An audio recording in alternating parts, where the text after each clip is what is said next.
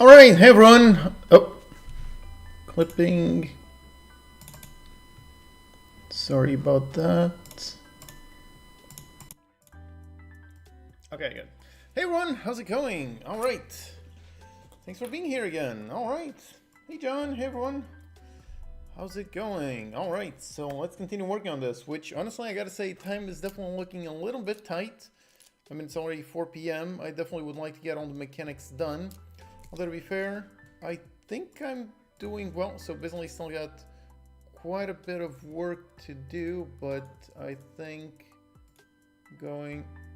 Wait, nope, oh.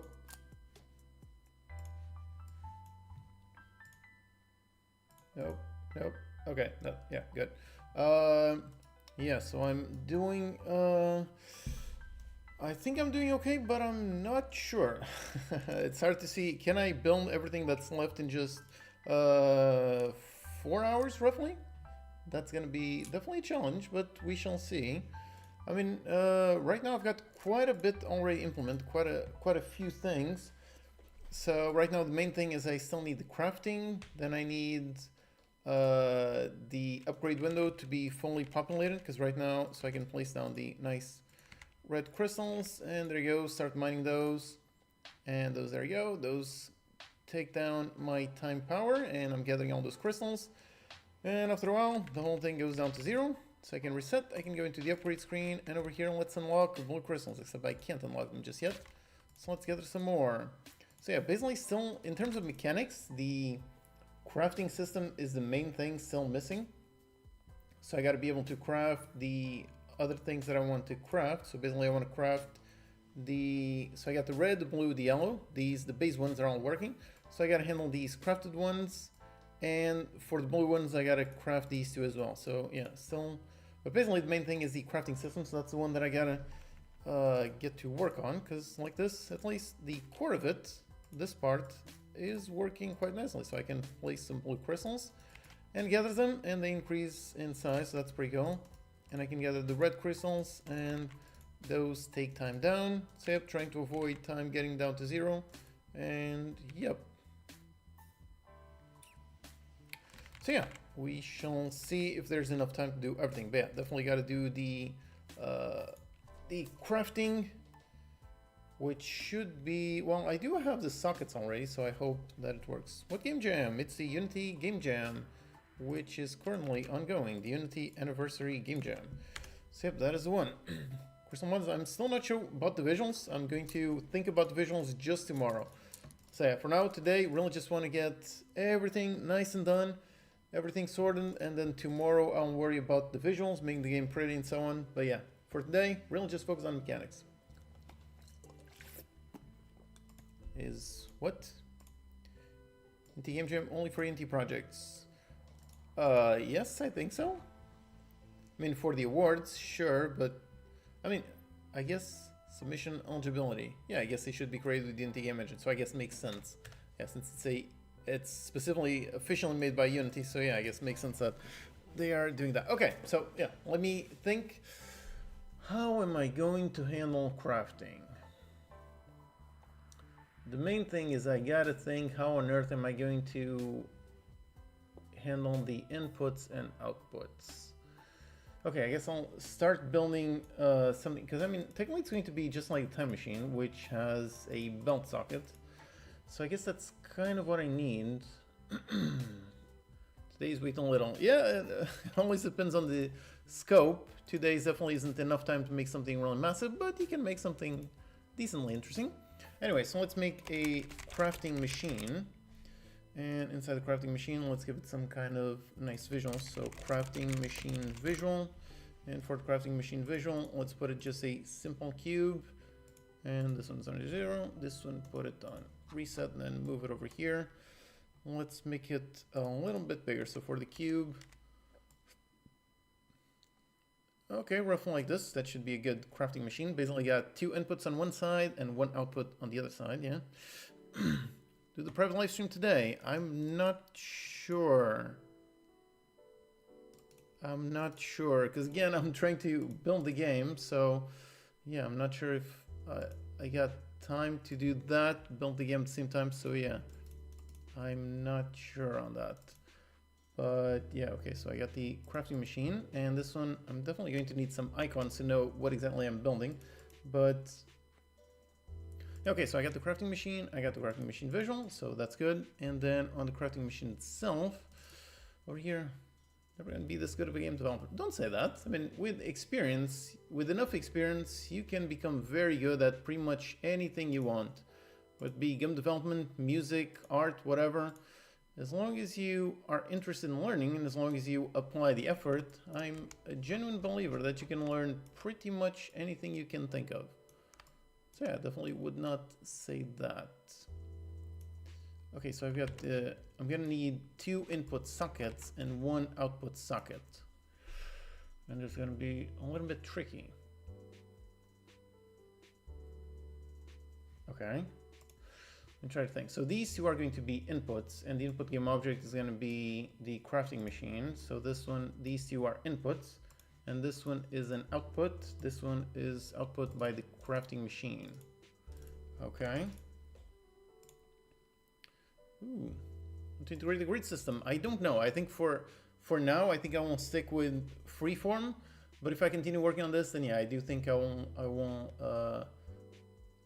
make a grid system just because it makes it a little bit more neat, so I like it. But for now, I think I don't have enough time to make it into a grid system, so I think, yeah, I think for now I'll stick with this. But yeah, I mean, I think the build sockets just like this, technically they should be working. So I guess the question is on the crafting machine, am I going to have a generic crafting machine or one for each type? That is one thing that I do not know. Don't know which one do I end up going for. 100k streamer. Wow, that is awesome. That's a huge amount, so congrats. Wow, that's generally impressive. 100k streamers. Wow, that is quite something.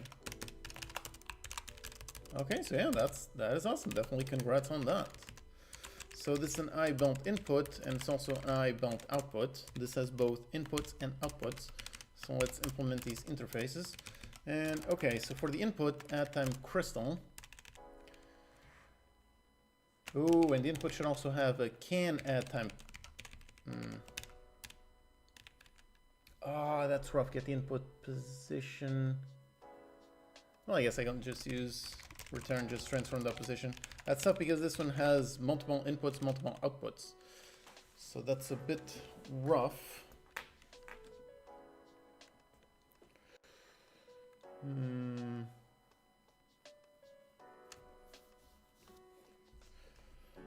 Okay, so let me think about this.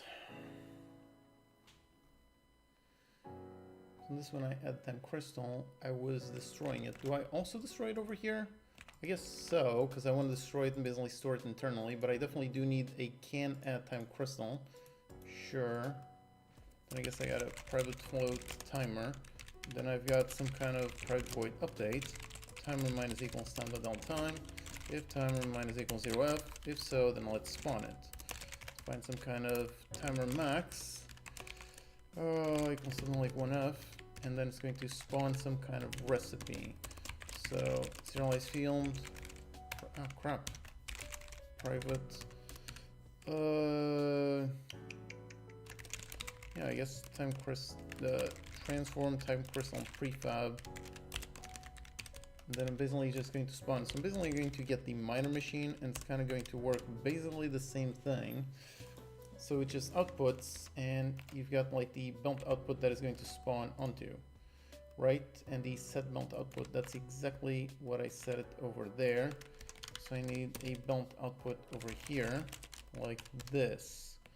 And time crystal prefab, kind of like this. Okay, timer equals timer max. Or plus equals rather, in order to be perfect. Okay, so. Okay, so let's see, like this one is basically acting like a miner as opposed to that, because yeah, it's not taking any inputs, but I guess that's it. I guess start off with it kind of as a miner and then see if it works. So if bump output is null, then you're not going to do anything. Just return, normally return, actually on the time miner. Yeah, I was checking the can spawn crystal, so I was testing afterwards, but yeah, sure, like this. So I guess first of all, I'm going to see if this is possible, if it is possible for the crafting machine to basically just spawn a recipe. And then of course, hey, thanks for the super chat. After this, streams my wishlist skyrocket. I mean, if you do get a streamer that has 100k, oh, there you go, got an error somewhere. Oh, time crystal. Oh, right, I forgot. If you do get a streamer that does have 100k viewers watching your stream, watching their stream, and in their stream they watch your game, then yes, that would be a very, very good amount that could convert extremely well. But again, depends on the streamer, depends on how many, on what exactly do you mean by 100k viewer, 100k streamer. Does that mean they have like 100k subscribers, 100k viewers per stream? Because that's a very big difference. I mean, look at my channel. I've got 500k subscribers, but it's very much an educational channel, so it doesn't really convert into live viewers. It's more like people follow my videos on the search as opposed to every single video that I put out. So in my case, even though I got 500,000 subscribers, the reality is the live streams get about 100, 200 people. So yeah, depends on if you mean 100k. Well, I'm guessing it's not 100k concurrent because that would be literally the biggest streamer on the planet. So if you mean like 100k subs, so yeah, basically what matters is how many viewers do they get for the live stream. If they get like 1,000 viewers, then that is probably going to be a very good, very decent amount. 100k subs. Okay, but yeah, that doesn't say much. Yeah. You gotta look at the average amount of views per video, average amount of viewers per live stream. That's pretty much it. An inspiration to me. Oh, that's awesome. Thank you for watching the videos. I'm glad my videos inspire you. So yeah, I hope they've helped you a lot in your learning journey. That's nice. Okay, and I forgot to drag the reference. So over the time crystal prefab, let's spawn, let's say some purple time crystals. Let's try spawning those, yeah. You got high quality viewers, yeah. Definitely a big fan of everybody here watching this channel. There you go, I've got some nice purples. And boom, there, oh, there you go. Got a red, what is a red? Argument null, what argument?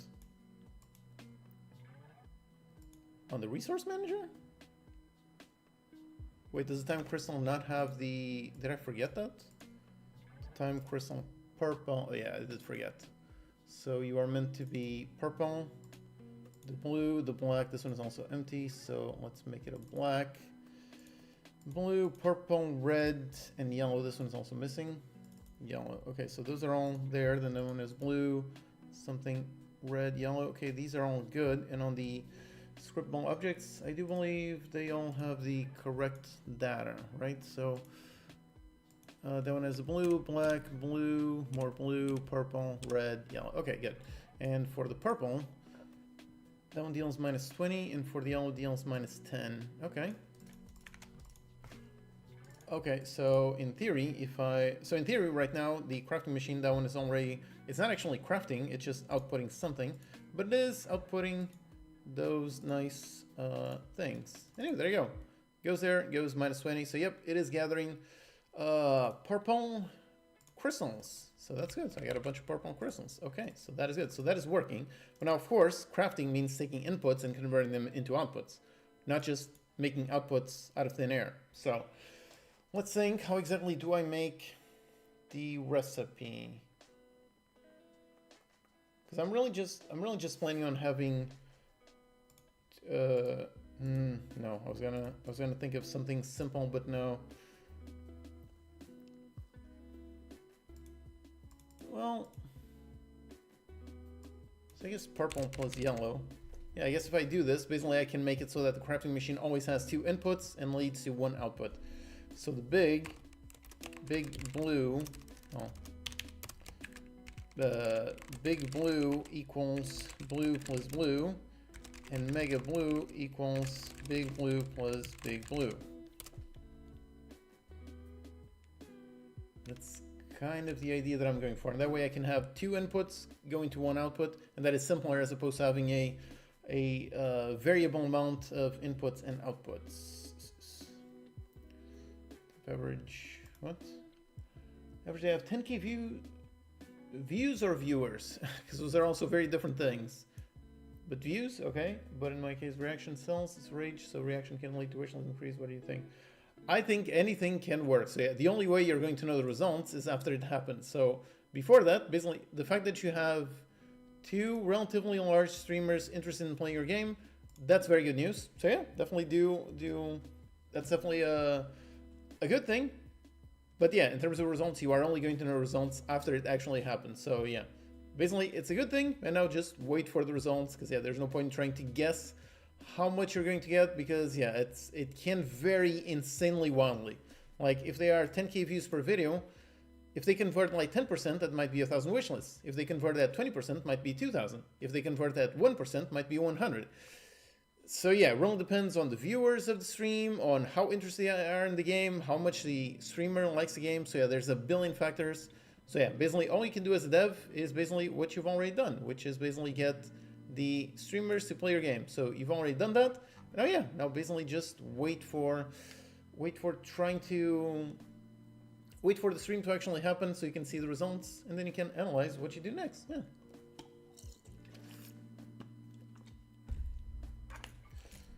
Streams always need to be Crackhead's fever dream. What? It's just fun characters. What is wrong with fun characters?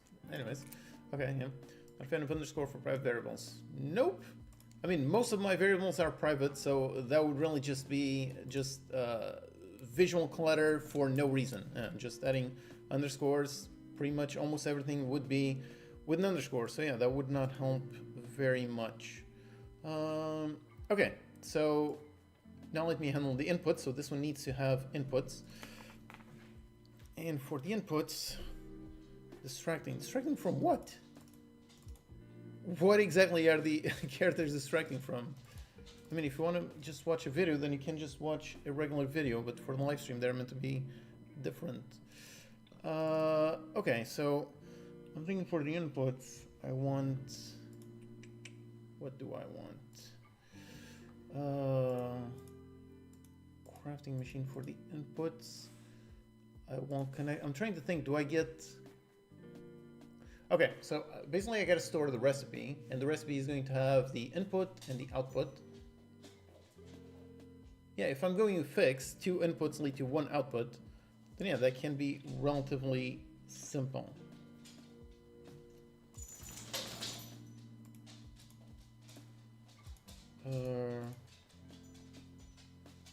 So yeah, I guess I will make a recipe SO. And on the recipe SO, I'm gonna make it a scriptable object, of course, and then create asset menu, okay? And now here, I will have a time crystal type SO for the input, A, time crystal type SO. Then I've got input B, and then I've got the output. So I've got those inputs and those outputs, okay? That's basically all I need. 2 inputs lead to 1 output, okay. So then I guess here I won't check. Yeah, I guess if I go for this hard-coded recipe format, then I can basically hard-code. So it has input A and has input B, and if so, then you can basically craft. So yeah.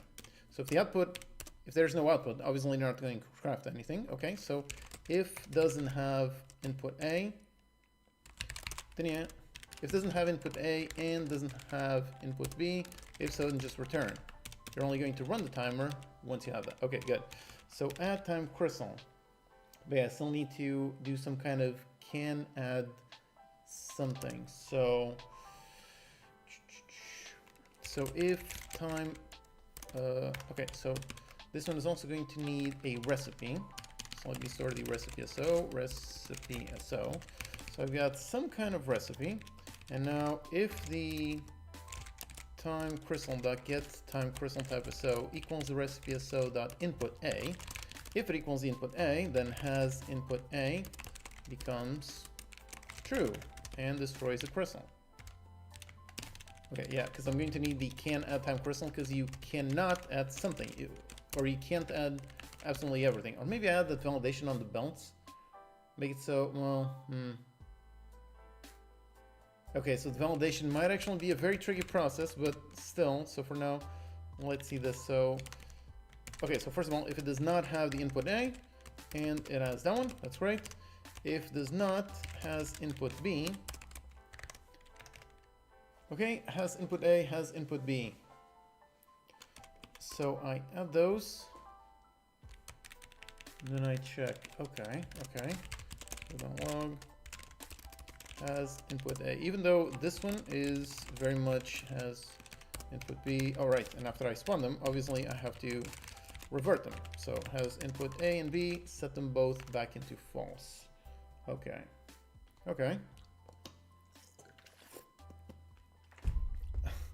It's amazing to see you program so naturally. I hope I can do it like you someday. You can. All you need to do is just have as much experience as I do. So yeah, if you write some code for 20 odd years, then yep, you too will be as good or hopefully better than me. So yeah, that's awesome. Go for it.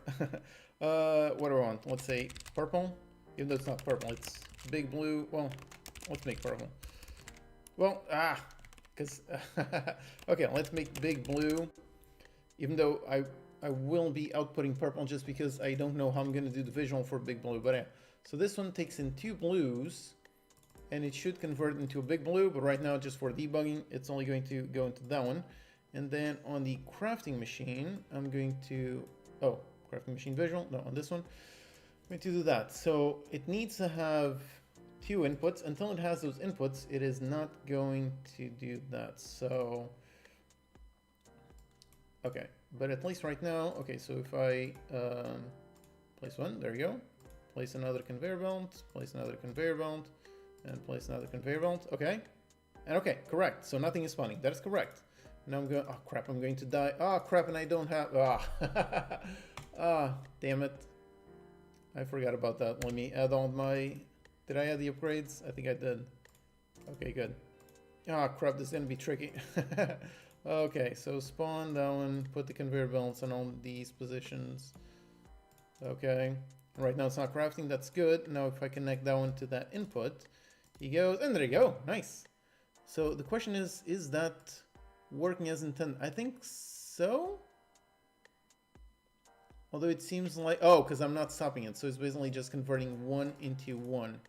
Okay, so I still need the can add something, but yeah, there you go. That one is taking blue inputs and converting into purple outputs.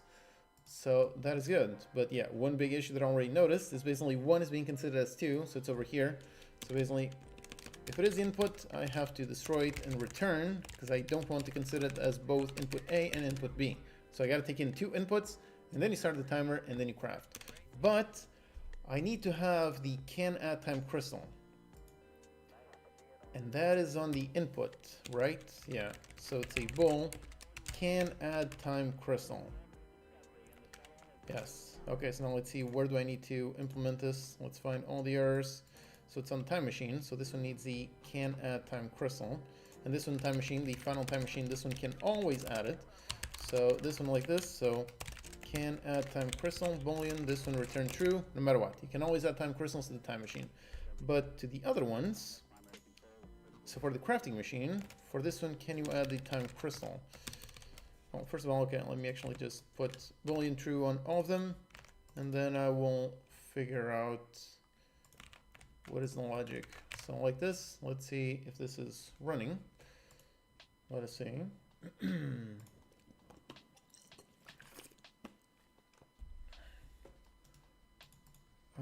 Okay.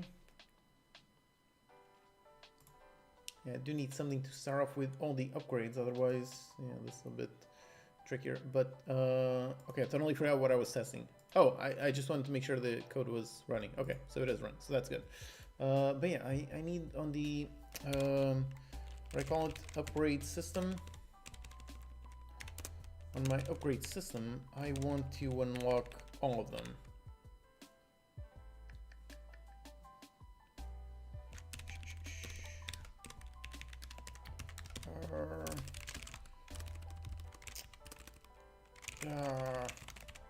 Do I do, because I don't like that.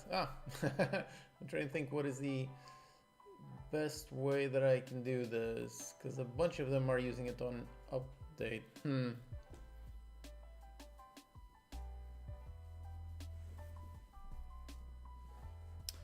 Because yeah, this one uses the game. Ah, crap. Okay, so I guess for now I'll just deal with that.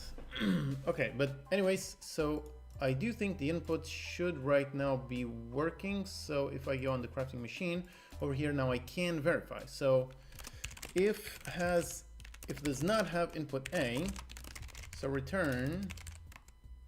Oh no, it's not return. If time crystal dot get time crystal type of so equals the recipe so dot input A. If it equals that one, then I can receive this one, so return true.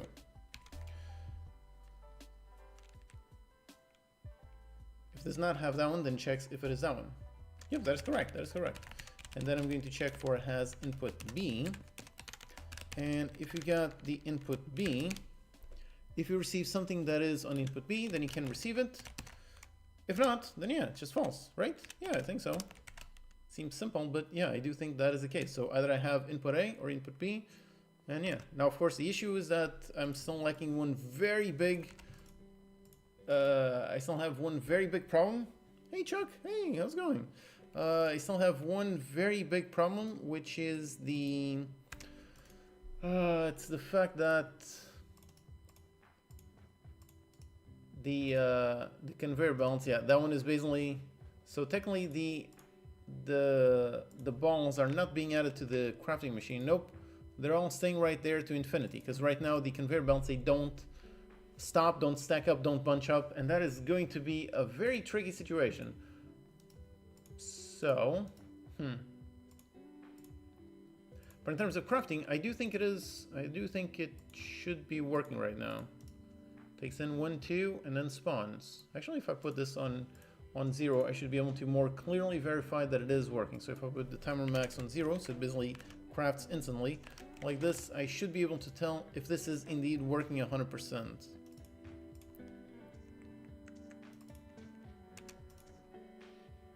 Actually, let me just go on the time machine. And on this one, for the set hunt amount, let's do just a debug. Done like 20,000 just so I can last for long enough, and that way I can basically test. Okay, so I unlock everything, and now I gather some blues, and now I connect that blue into that blue, and that one should go true, false, true, true. Great. So yeah, there you go. It's the issue that that one is basically receiving an infinite amount of things, but yeah, basically as soon as he gets 2, he's spawning them, right? Because I think it's the whole thing there. Okay, so let me try this again. The whole thing about the conveyor belts is really gonna be very tricky to implement. It's definitely going to mess me up a little bit trying to figure that out. Okay, like this. So I got that one, and now as I place the blues, and first of all I gotta unlock everything, so I place the blues and I put a blue over there, and he goes once he receives 1, 2. I think he was actually spawning with just 1, wasn't he? I think he was. I think that's, yeah, true, false, and he spawned it. That is not correct. That is not correct. So let's go on the crafting machine. Why is that not correct? Oh, it's not an and. If it does not have input A or does not have input B, then you do that. So basically you only craft when you have both of them. Okay, so I thought that looked strange. I thought that was crafting basically the same amount when it should be crafting basically half the amount since it takes in 2 inputs. So if I go ahead, place down, first of all, place the simple thing. Okay. Place the conveyor belts, place down. Down goes 1, 2, craft, 1, 2, craft, 1, 2, craft. Okay, good, nice. So it is converting 2 inputs into 1 output. So that is good.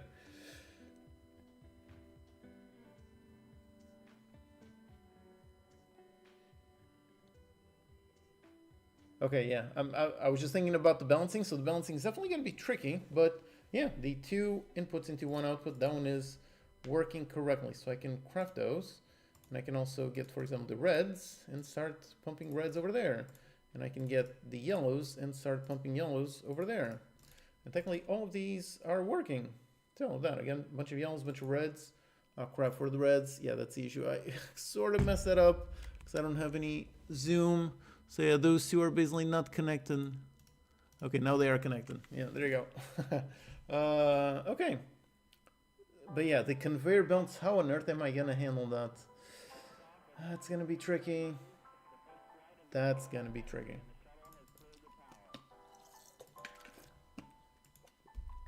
Actually, do the thing that I wanted to do for a while ago, and I keep forgetting. Where is it? Where is it?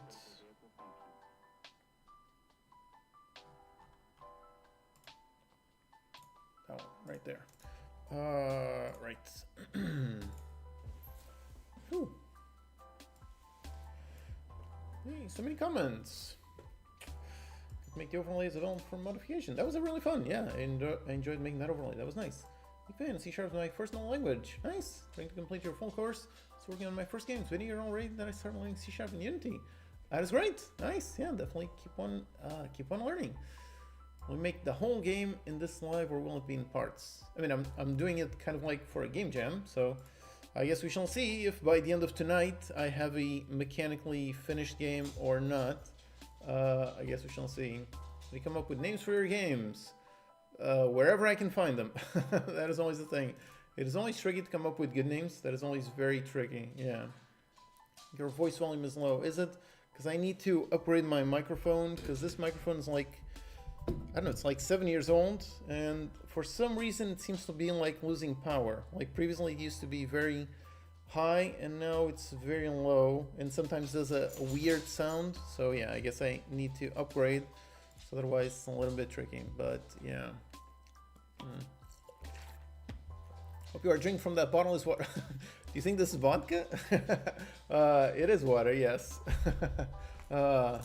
Boy, if it wasn't water, then I would be able to speak even less. So yeah, that would be quite tricky. Be able to watch the streams later. Yep, the whole thing is stored. So all the live streams since the first one that I did yesterday, yep, they're all here. Some crystals. Oh, nice. Thank you. Yeah, I'll check them out tomorrow when I go for the visuals. Yeah. I check that an object is not placed on top of another. I mean, right now there's no checks, so right now you can place everything everywhere. So yeah, all those. I consider that to be polished. Basically, all those rules for placement, for location, I consider those to be polished. So those are things that I will handle tomorrow. Even though today I very much would like to handle the whole thing about the belts being very much on top of, very much having not getting clumped up, because that's kind of a crucial thing about this whole genre. So I definitely want to handle that, but I'm not quite sure how. So we shall see. But yeah, I mean, the upgrade window, that one is looking good. I just need to put all the upgrades. Oh, Bali, se não consigo trabalhar. Oh, Bali, então. Okay, so, oh, big guy. But yeah, but the crafting machine is working. Okay, so I got one crafting machine. Now, basically, I just need to have crafting machines for each of the different things, and I need to create the big blue and the other blue, which is going to be a little bit tricky in that I don't know how to make,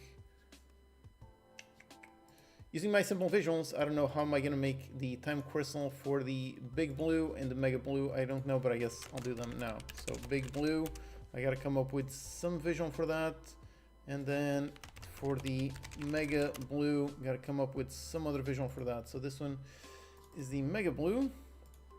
This one over here, no, that one is the blue, and this one is the big blue. So big blue like that. Okay, so I guess for the visual, oh god, how do I make a visual for the big blue? Because I can't really have different shades of blue. Those are not really visible. Do I literally just make it big? Maybe I'll literally just make it a little bit bigger. And for the mega blue, for this one, make it also, I guess for this one I can go with like a dark blue. Dark blue. So for this one, use a dark blue and just go kind of a dark blue like this. And also make it big. So like 1.5, 1.5, 1.5. Okay, so I got the dark blue, the mega blue, and over here for the mega blue, for the time crystal SO, we got the mega blue, and this one has the time crystal mega blue. And for the big blue, that is the big blue like that. Okay, great. So now I can actually go on the recipe. Where's the recipe? The recipe, there it is. Recipe for big blue. Now instead of dropping purple, you are going to drop a big blue. Okay, and now that one is still using the big blue recipe. So on that one, I can now input blues and output big blues. Let's see if that works. First of all, I have to unlock everything, okay. And now I put the input, and over there, I put output over there, and you are still doing purples. Why are you doing purples? Okay, that's strange. Did I change it? Oh, because this one is using the prefab. Oh, that's why. That's why, because this one should not be using the time crystal prefab. No, it should be using the recipe SO dot the output dot time crystal prefab. Okay, so now it should be working. Your monitor must be huge. Look how much you turn your head to see the mouse cursor.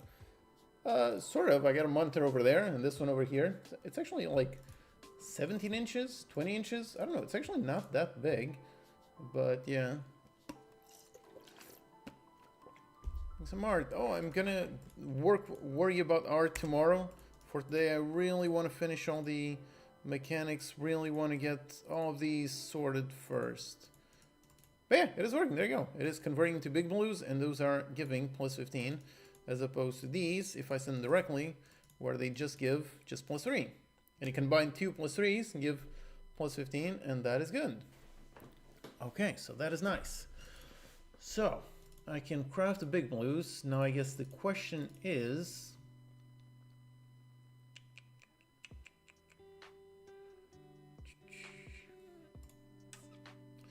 running games in C#. I'm working in Real now, and the editor itself and all the features and a lot, but doing C++ or blueprints is way less enjoyable than C#. Is it? Interesting.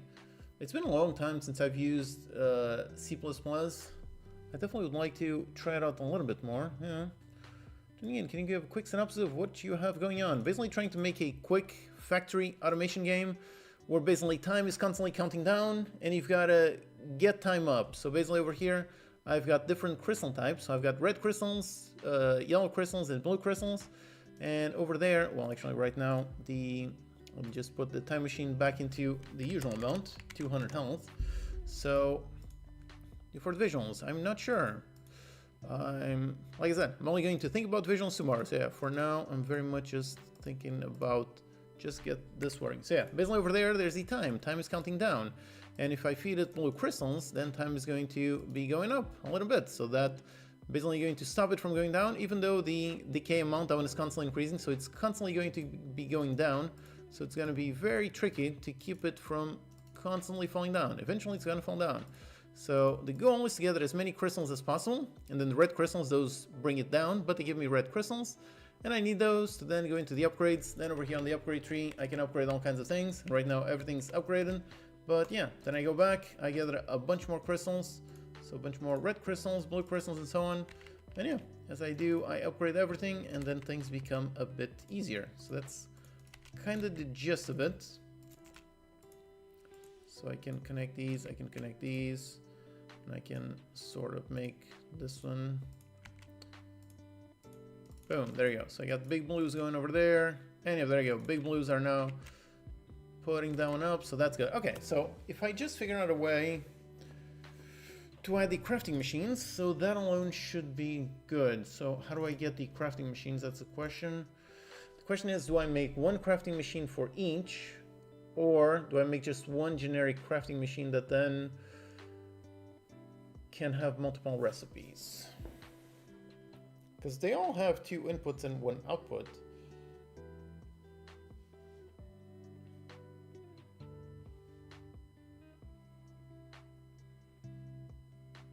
I'm trying to think, do I go for multiple machines? I think multiple machines is easier and faster, so I think I'll go for that, because again, I'm very much pressed for time. So yeah, I think I'll just go with different machines,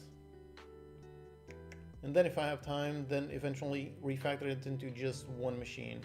Because yeah, for right now, I do think going for multiple machines is easy. I really got to figure out how am I going to handle the conveyor belts, because I really don't know what I'm going to do with that one. I really don't know. It has to do something with like the length of the conveyor belt, and I'm going to divide it by the amount of things, and then kind of like create like virtual slots within the conveyor belt.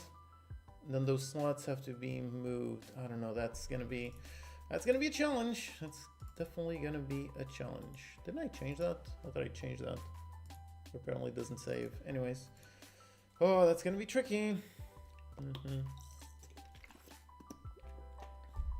Into prefab, save time. Yeah, fourth visuals, again, I'll really just look at them tomorrow. I really can't think about that today, otherwise I won't be able to make it. But yeah, but just the images that I'll see it on Discord later tonight. Yeah, showing us some of your work behind your commercial games. Go to classes so we can gain industrial knowledge. I did do that, didn't I? Oh, I did. Well, I did showcase. You can watch some of the videos that I did for Dinky Guardians. I made some devlogs where I did talk about a little bit about the design behind it, and especially there was one about the one that I did, the devlog with interplanetary travel. I'm pretty sure I showed a bunch of code on this one and how exactly did I implement the yeah, there you go. How basically got multiple different save files. So yeah, that's a fun one. So yeah, go watch that one for a rough idea. But yeah, though you can also watch the one that I did for Survivor Squad, although it's basically the opposite. So this you can see the ugly code that I made in my first Steam game, which looked quite bad, and I had so many horrible things over here in that code base. Yeah, it was definitely quite bad. This was before I started to value the focus on good clean code. Look at that, all those public fields. Oh, that's awful.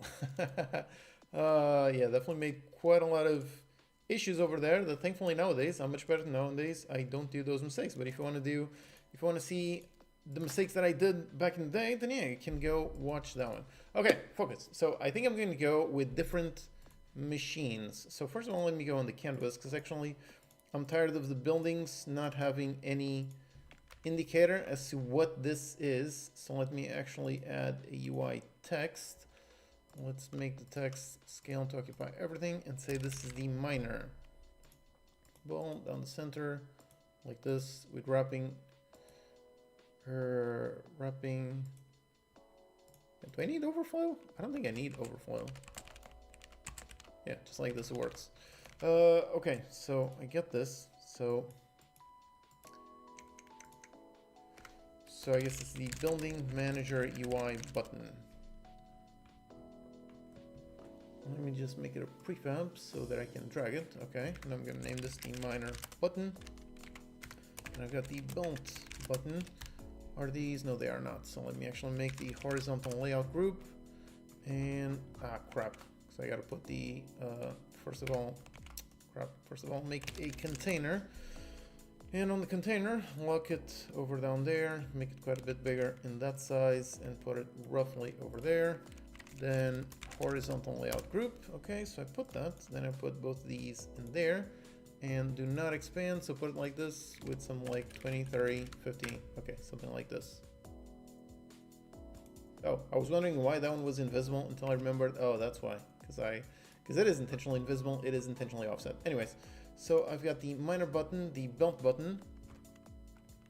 What else do I got? Okay, so for the crafting, so I'm going to say craft big blue button, then craft mega blue button, then I'm going to get the craft purple button and craft black button. So those are all the ones that I'm going to have. So let me manually write this, just because there's no need for this to be too dynamic. So this is the mega blue, then this one is going to be the purple, and this one over here, this one is going to be the black. Okay, so I've got all of those. Now over here on this one, let me add all the buttons, even though actually the buttons, yeah, right. Totally forgot that I made it already dynamic, so that's actually fun. Okay, so let's add a bunch more buttons. So I've got the belt.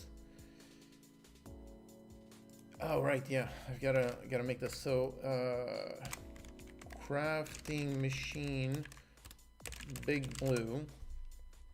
Okay, so I guess first of all, let me just make this one. So the crafting machine, big blue. So on this one, crafting machine, big blue, crafting machine, big blue. Okay, so first let me just do this. Just 3 of them. That's it. I just got 3 buttons and nothing else.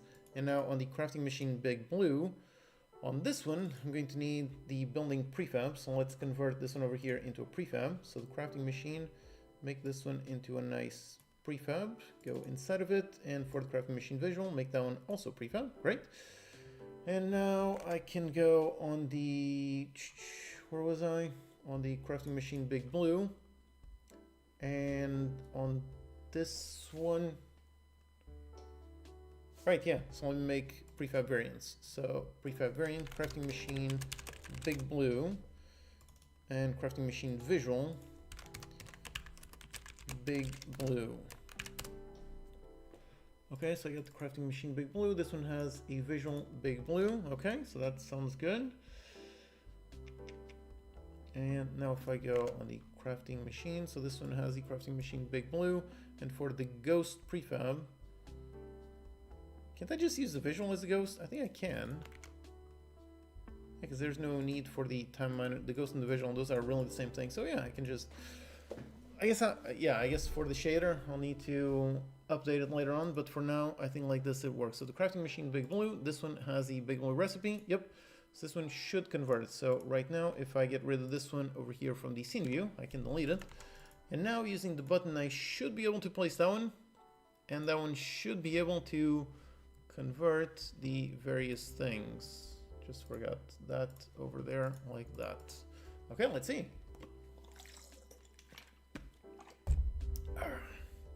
Okay, so that one says minor. Why does it still say minor? I don't know, but yep, there you go. So that minor, crap. I keep forgetting because I made that one for debugging, and yeah. And of course I missed it. There you go, now I got it. And that one goes in there, and there you go. Okay, so that's good. So that one is working. So yeah, I've got the crafting machine, converts that one into that one. Everything works fine. Look at that, the timer is actually going up, even though that one is going down, so that's fun. Okay, okay. So that's really all I need in order to make the various building types. I just need to make the scriptable objects. So I've got the crafting machine big blue. So let's make the mega blue. Then I've got the crafting machine for the purple and crafting machine for the black. Like this. And for the UI, for some reason this one was strange. So the crafting, so yeah, this is big blue. And this one over here, that is mega blue. This one is purple, and this one over here, this one is black. Okay. So with that, now I can go here, and now I can add those three more. Machine big blue. Then I've got the mega blue. Then I've got the purple, and I've got the black right there. So this one is the black button. This one is the purple button, and this one is the mega blue button. Okay, so like this. All right. So now I just need to make the variants to all of these, which I'm actually going to make them all visually the same right now. So I guess, yeah, crafting machine, mega blue, make another variant of this, crafting machine, purple, and make another variant of this, crafting machine, black. Okay. So really the only thing that changes are just the recipes. So I guess I can create all the recipes right now. So I got the mega blue, then I've got the purple, and finally I've got the black. And the mega blue, this one takes in two big blues. A big blue, another big blue returns a mega blue. And then I've got the purple, and the purple, let's see, what did I define? Purple was red plus blue. Okay, so purple, let's get a red plus a blue, and this one returns purple. And then for the black, that one takes purple plus yellow. So this one takes in purple and plus yellow and outputs a black. Okay, that's good. So now over here on these, I gotta go to the crafting machine. So that one crafts big blue, this one crafts black, this one crafts a mega blue, and this one over here crafts a purple. Actually, for the ghost, those are all the same, so I can really just reuse the ghost. So over here for the crafting machine big blue, then for the black, yeah, just change the building prefab. This one for the black, then for the mega blue, that is that one, and then for the purple, that is also that one. Okay, so I've got all of those, which I think they should all be working. Now the thing is, obviously they need some kind of visual, otherwise I won't be able to tell what exactly I'm doing. So let me actually go on this one, and well, I guess I can just add just a simple 3D object, just a simple sphere. Where's the top and the bottom? Is that the top? There you go. So there's the top. Okay. So that's the crafting machine visual. So I can go, for example, on the big blue, and for this one, for the sphere, let's make it a nice blue. Okay.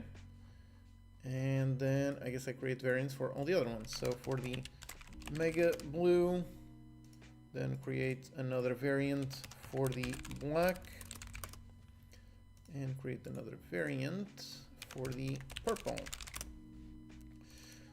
Inside all these, change the color. So this one is purple, okay? Then the mega blue, this one is the dark blue. And finally for the black, and this one is the black. This one right here, okay. Okay, good. So I've got all the crafting machines, and now I just need, so that is the big blue. Then I just need to modify the ghost, so that's the black. Black, that is that one. Then the mega blue, that is that one. And finally for the purple, that is that one. Okay, so I should be able to place all of them right now.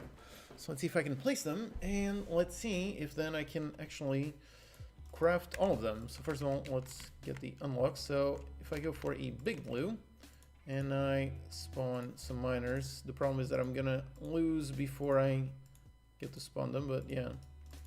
So there you go, that one is spawning big blues right there.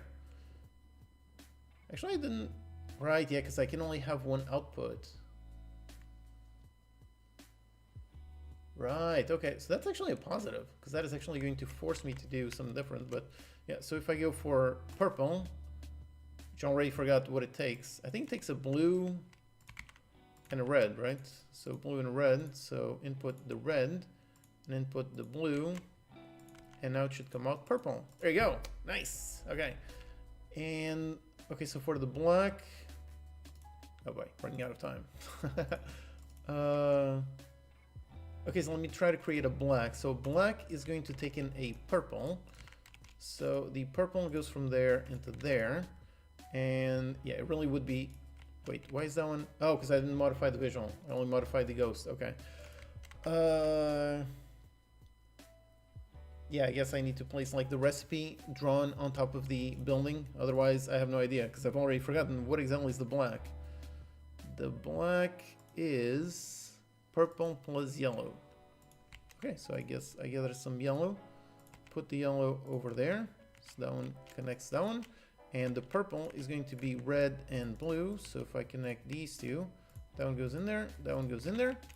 So that one spawns purple, goes in there, yellow spawns there. Okay, great. And finally, out of this one, I should be able to see the black. There you go. All right, awesome. Got some nice crafting, and I'm gonna die instantly because, yeah, the black is very, very heavy. But yeah, okay, so that's good. So the logic is working. I gotta figure out how am I going to show the recipe on top of it, but yeah. And of course I still have to actually make the splitter. I was trying to think if I can avoid building that thing, building a splitter, but no, I do because, well, if I can only take one output from something. Oh, what did my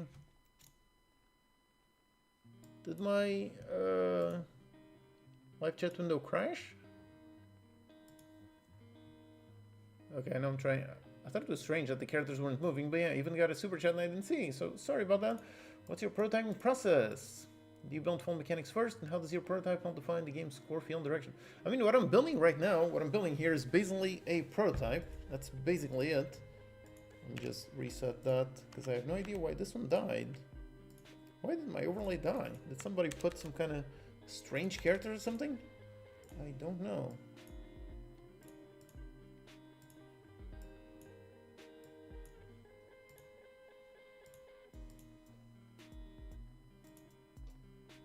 Okay. I'm trying to figure out why my overlay died. I'm making shape as very much a super mini shape as, but yeah. Okay, so for some strange reason, it seems my overlay is dead, and I don't know why. Why is my overlay dead? Did I run out of... Yeah, maybe I did run out of... Is that the case? I think maybe I ran out of quota just because I've been live streaming for way too many hours today. I think that might actually be the case. I think I might have run out of quota.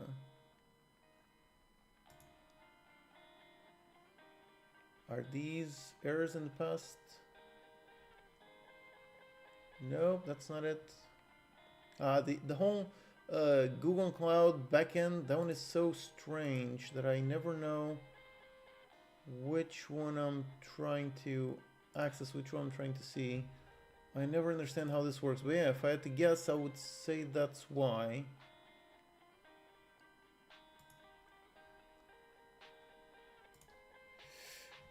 Yeah, it does seem like the API calls have been over the maximum. That's what I'm trying to figure out, but I'm looking at that. And... okay, yeah. Errors, 100%. Yeah, look at that. Look at that. That's fun. So yeah, that's the overlay stopping working. Because, yeah, I don't know if I can see the errors over here. Can I see them? No, can I see what the errors are? I mean, I'm pretty sure I know what they are, but still, just curious. Yeah, because I'm guessing that's what it is. So I'm guessing basically I've just been live streaming for too long. They are being batched as much as possible, but the whole, the overlay, that one basically needs to constantly check for, so I don't know if this one mentions the,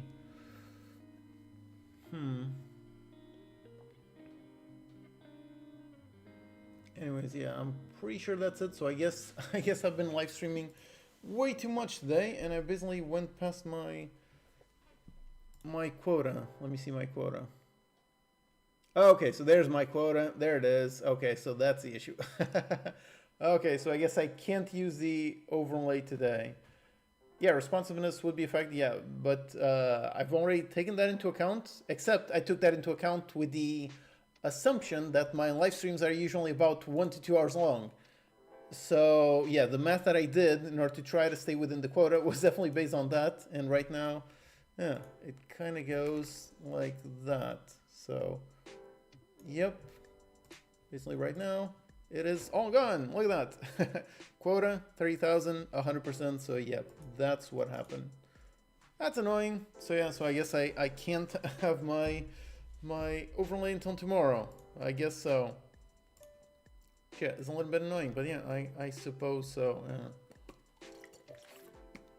So yeah, my prototyping process, yep, this is what it is. Basically what I'm building right here, this would be a prototype. I mean, I started working on this late last night. So yeah, it was yesterday at like 5:05 that they announced the theme. So it was since then that I started brainstorming ideas and then starting to build something like this. So yeah. 30k messages per day. Not quite, because those are like API calls. That's like a value.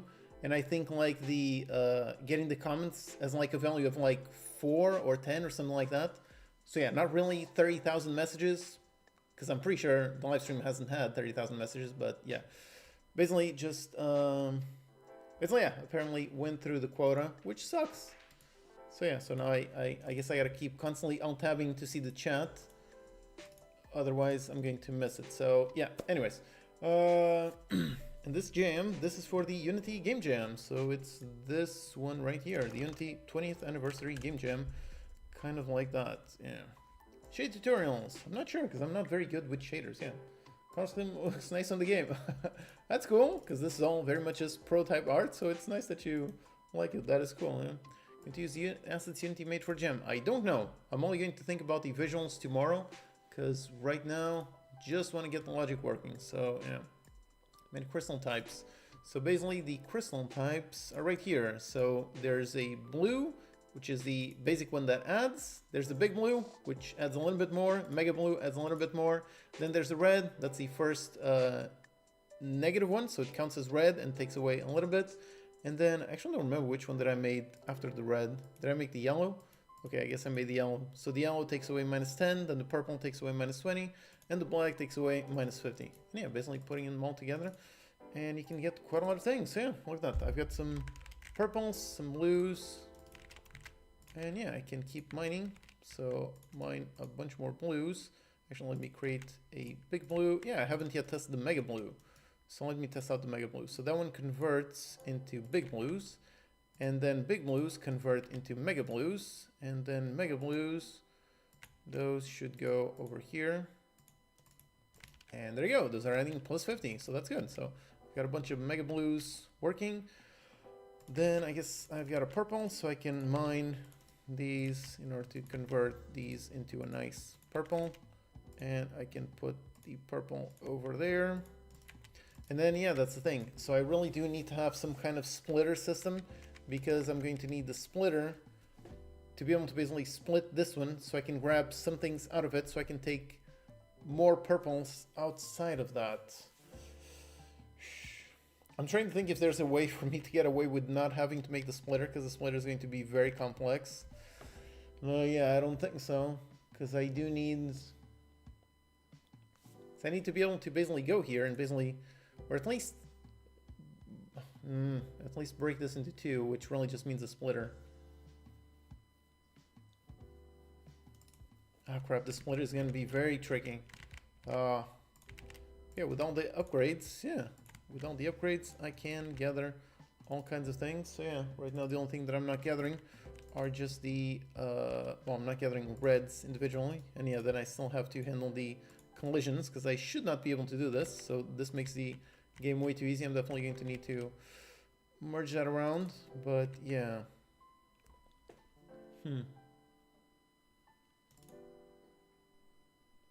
Okay, so I think right now I'm gonna handle the mechanic of keeping the keeping some things over time. Yeah, lock X machines during reset, and those machines stay alive. So I guess I'll work on that mechanic right now. Yeah. Cindy, for the machines, are anything good? I mean, they do have a bunch of sci-fi packs, so maybe those could be good. Maybe, I'm not sure. Realm looks like one of those cutting mats. Yep, they do. Which sounds quite cool. Yeah. To continue working on this even after the jam? I don't know. I don't know. I guess it depends on what the final game looks like. I mean, I'm definitely not going to be working on this for like 6 months, but yeah, who knows? If the final game is compelling enough, by final game I mean the game by tomorrow night, if that one is compelling enough, then yeah, maybe I'll make a quick little mini, just polish it up for like a month and then just do something. Maybe that could be, yeah. A little bit slower, feels a little bit weird, the material's moving that fast. Yeah, so when it comes to speed, I really just made it fast right now just because there's no clogging of the conveyor belts. So right now, the whole thing, they just move constantly. But yeah, after I implement clogging, I think I'll make a bit smaller. Yeah. Make split evenly and maybe simply alternate paths. Yep, that's kind of what I want with the splitters. Basically just takes this, puts something outside, and basically just outputs in two things. So one way goes here, one way goes here, and basically just turns and splits them apart. So that is kind of what I want to build. But the issue with that is, how exactly do I place a splitter? Because I want to place it like in the middle of a conveyor belt. So that means I need to click on a conveyor belt, then dynamically split that conveyor belt in two pieces and place the building on the middle piece. And that's going to be a little bit tricky. It's definitely doable, but tricky. Especially tricky because it's going to have two outputs. Yeah.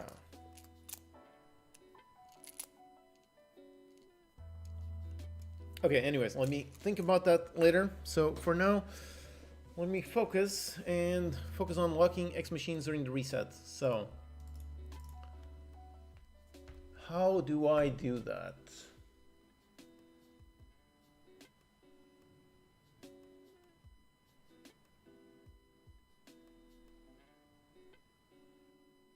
So it's some kind of script that becomes active when the game over screen happens. So it says out of time, and then I'm basically going to be picking which ones do I want to keep for the next run. And I basically need to select all the buildings. the buildings, which include the belts. So saving the belts is going to be tricky. But at least saving the buildings, that one should be doable.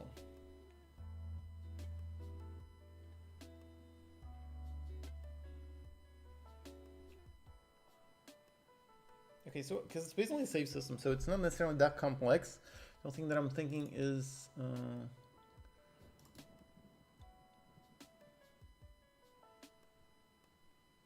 okay, so I'm going to be making a, let's call it a locked buildings manager. Okay, so this one is basically going to activate, and on private void update, it is basically going to do a raycast. So let me do the building manager, because over here I was doing a raycast. So let me basically do roughly the same thing. So I'm going to be doing a raycast, and instead of the belt socket layer mask, so over here that's going to be tricky because I need like the buildings layer mask, I guess. So this one is the buildings layer mask. And then I try to get something that is a... well, now it's tricky. Well, I guess I can just make an interface that just defines a building. So on a behavior script, I building, just something that is literally just an interface. I building, just an empty interface like this. So I'll look for I building.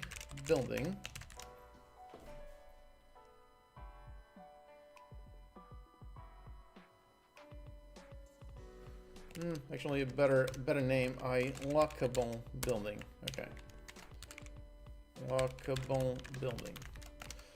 Because on that one, I'm going to have to basically save it and get the save data and get the... Which means I'm going to need an enum for that.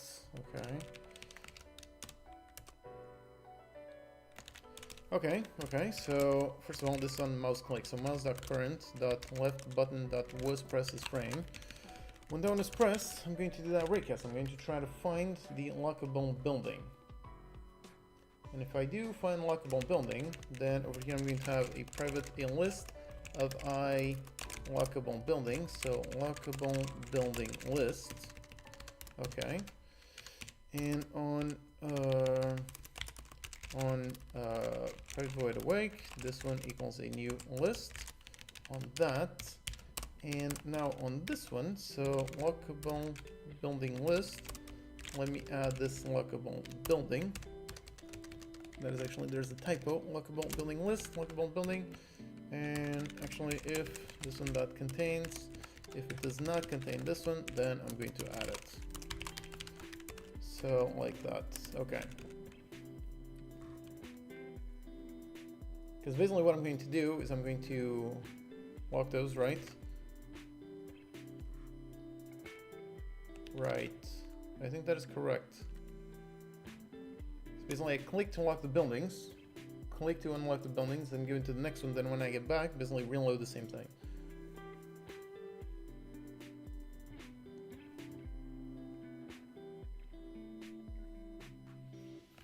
Okay.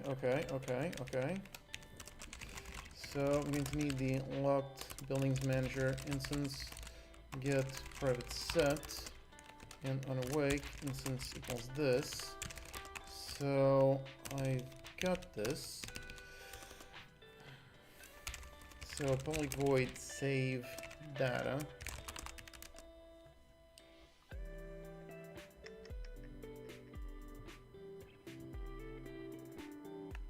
So it's public actually. Okay, so got quite a lot of things in my head, yeah. Gym is finished. Could you perhaps do a course on building a factory game? That would be awesome. Yeah, things like build splitters, recipes, resource nodes all seem like useful modular systems. That would be awesome, but that's, I mean, the prototype that I'm building here is a very bare bones prototype. Making a proper factory game, that is an insane amount of work. So yeah, that would be tricky. It's definitely something that I want to do. In fact, when I was thinking about the game design that I wanted to build for the DOTS course, I very much was thinking between something like an RTS or something like a factory game. Eventually I went with an RTS, but yeah, a factory game would be perfect for DOTS. So it's definitely something that I would love to do. But yeah, building something like this, like a full course on making an automation factory game that is very complex, so it would be quite a bit of work. So I guess so it would be nice, but don't know when. That's kind of thing. Yeah. Do you recommend writing good clean code even in game jams? I mean, because of short time. Absolutely. I mean, writing good, once you get used to it, writing good clean code isn't necessarily going to take you any longer. And the benefits, those are still all very much the same. I mean, here I'm writing pretty clean code. There's only a handful of things that I would definitely refactor if I had a little bit more time. But for the most part, I'm using scriptable objects. I'm using good naming rules. I'm trying to keep visuals and logic separated. So I'm trying to write a decent quality of code while still moving pretty fast. So yeah, I don't think wanting to go insanely fast is a good reason for writing basically some very dirty code. I don't think there's a need for that. Again, after you get used to it. In the beginning, yeah, it takes you, before you internalize all those rules, then yeah, you're probably going to be a bit slower when trying to write some good clean code. But after you do internalize those rules, then things do become quite a bit easier. Lock building manager instance. Like for example, over here, I don't think I should directly have the game over UI talk to the lock building manager. So if I had time, I would probably spend some time thinking of a better way to do this. But right now, I'm going to do this. So this part over here, semi-dirty, but I would not necessarily say too dirty, because still over here, I still have this one basically responsible for all of this logic. So things are still decently clean, even if not perfectly clean. Okay. So lockable building. Going to return...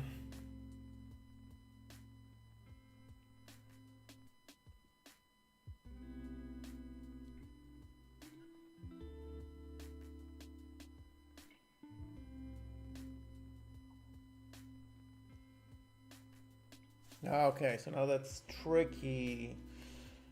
Oh, that is tricky. Should I use an interface or just manually go for the types?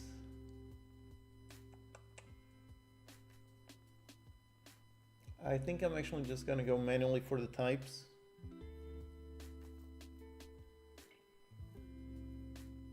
I can still use the interface just to identify things, but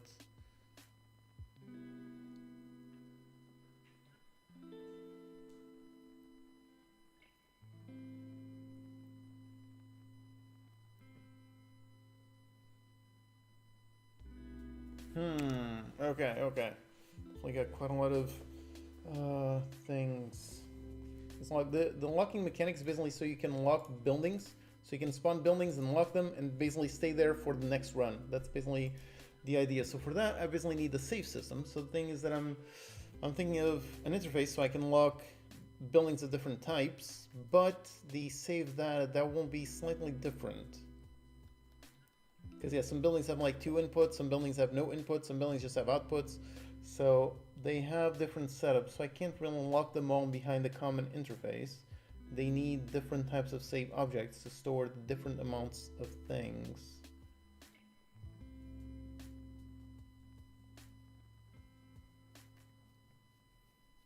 Okay.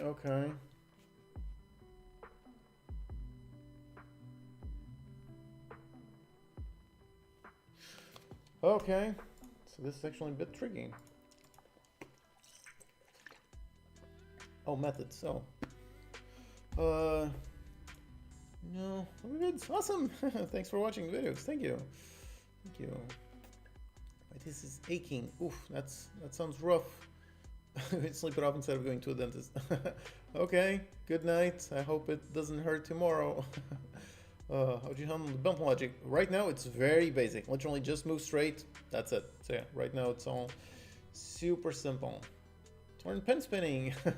Still can't do it. I mean, I learned when I was like 10 years old, and the tricks that I know now are the ones that I learned back then. So yeah, I can do Rubik's cubes. Well, I can't. I've got a Rubik's cube right here, and I've never quite learned how exactly to work with this. I move it around, but nope, never quite learned what the trick is like. So yeah. So yeah, definitely would like to have that skill. That would be fun. Yeah. Shot my dog, please. Name is Toby. Hey, Toby. Hey, nice. And as I say that, now my dog woke up, so that's a bit something. Which game jam? This is the Unity 20th anniversary game jam. Vale, então. Tô tentando trabalhar, deixa trabalhar. Okay, so let me think. Okay, so I'm pretty sure that if I want to save multiple different objects, then no, I can't really use a common interface because they're going to need to store different amounts of data. I guess I really just don't like the idea of basically doing a switch on like 10 different types because I got 10 different machines. So I guess that is a tricky one. Dog is barking. You see you working live, or used to videos where you obviously know everything you need to do. All right, yeah. There's a big difference between watching a final tutorial and watching things happen live. Those are definitely very, very different. Okay, so yeah, so I think right now, yeah, going for an interface that really does not quite work. So I think I'm gonna go with the slightly more dirty route of basically making an array for each thing.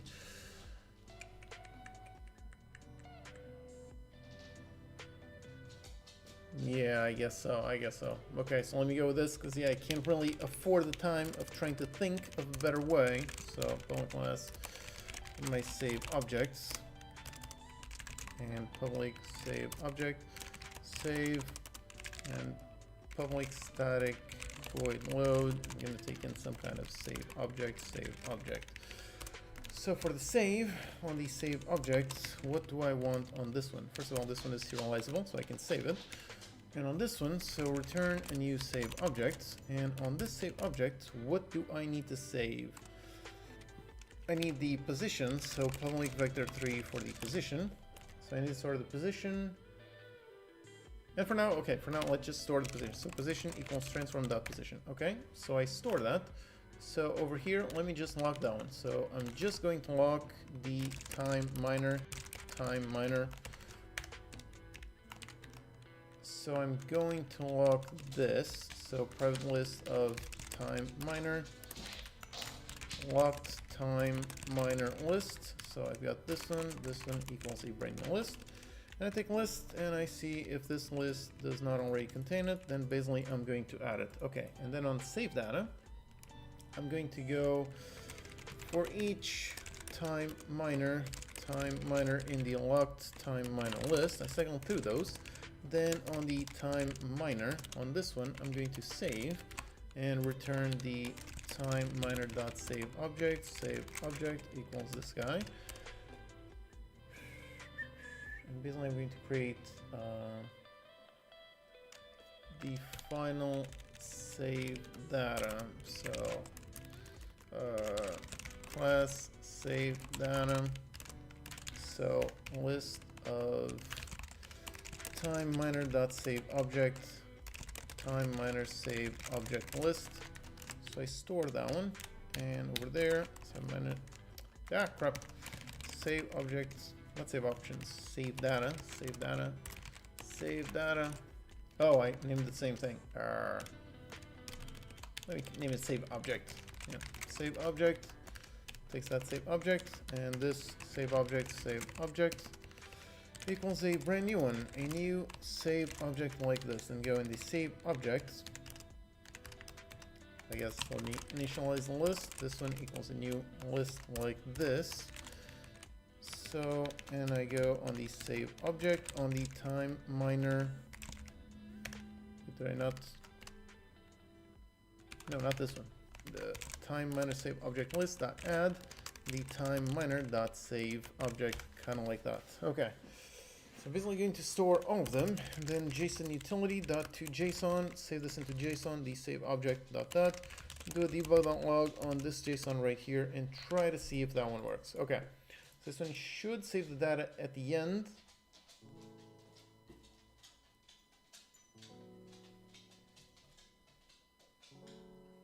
As long as this one is active. Yes. So public void activate.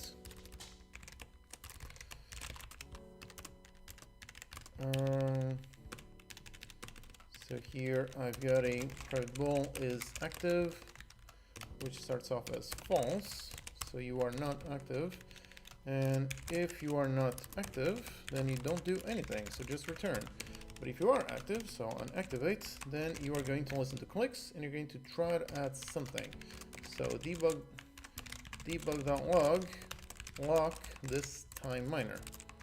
Okay, so I'm going to lock this one. Try to see if I can lock that one. So then let me go on the game over UI, and on this one, when this one does show up, go on the lock buildings manager instance and activate this guy right here. So activate that one, show that one, and like this I should be able to click on things. Okay.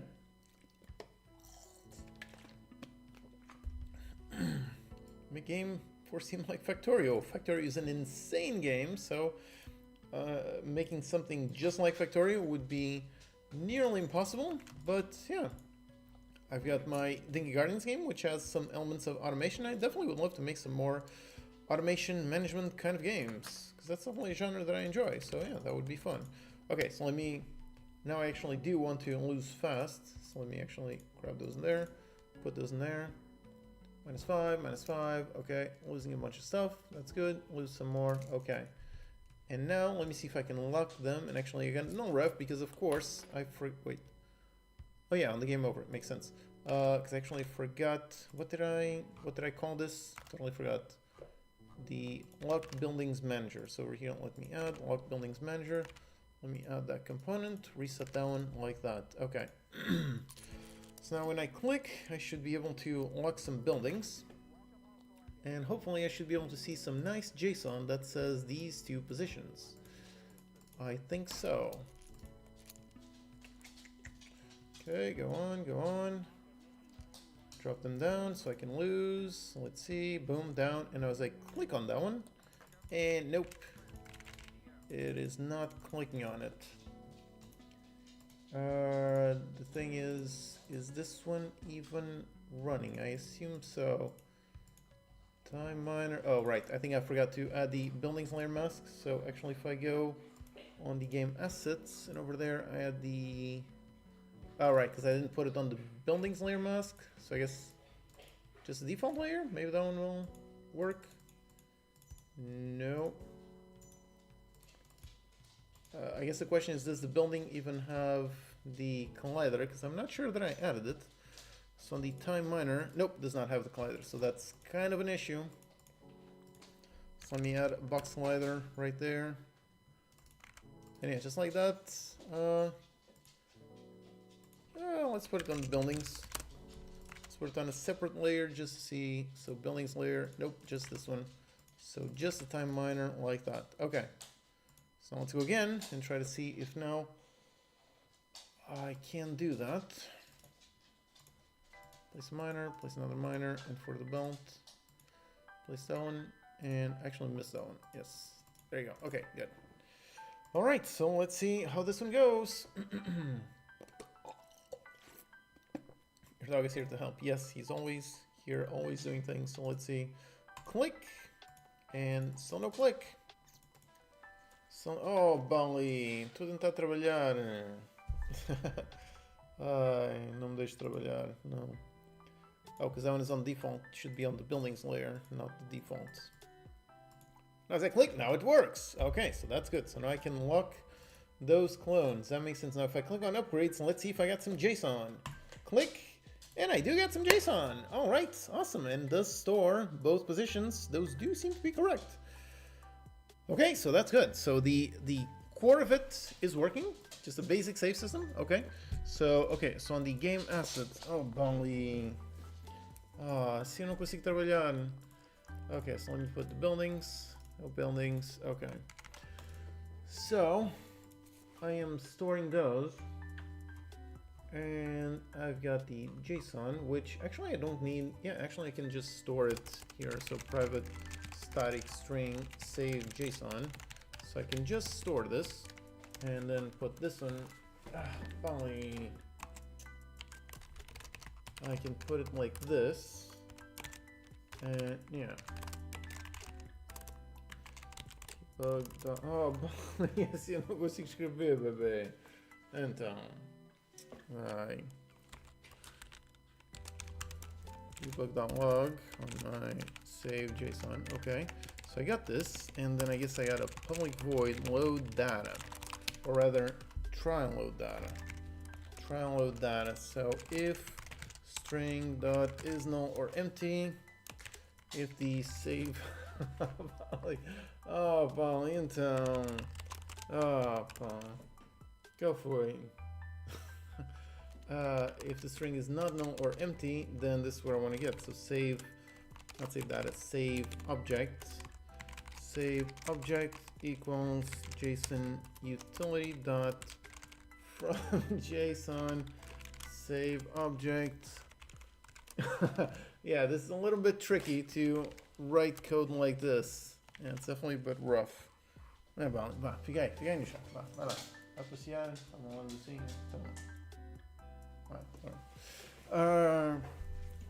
So try to load some data. So basically over here, not on awake, but on start, private void start. On start, let's try to load some data.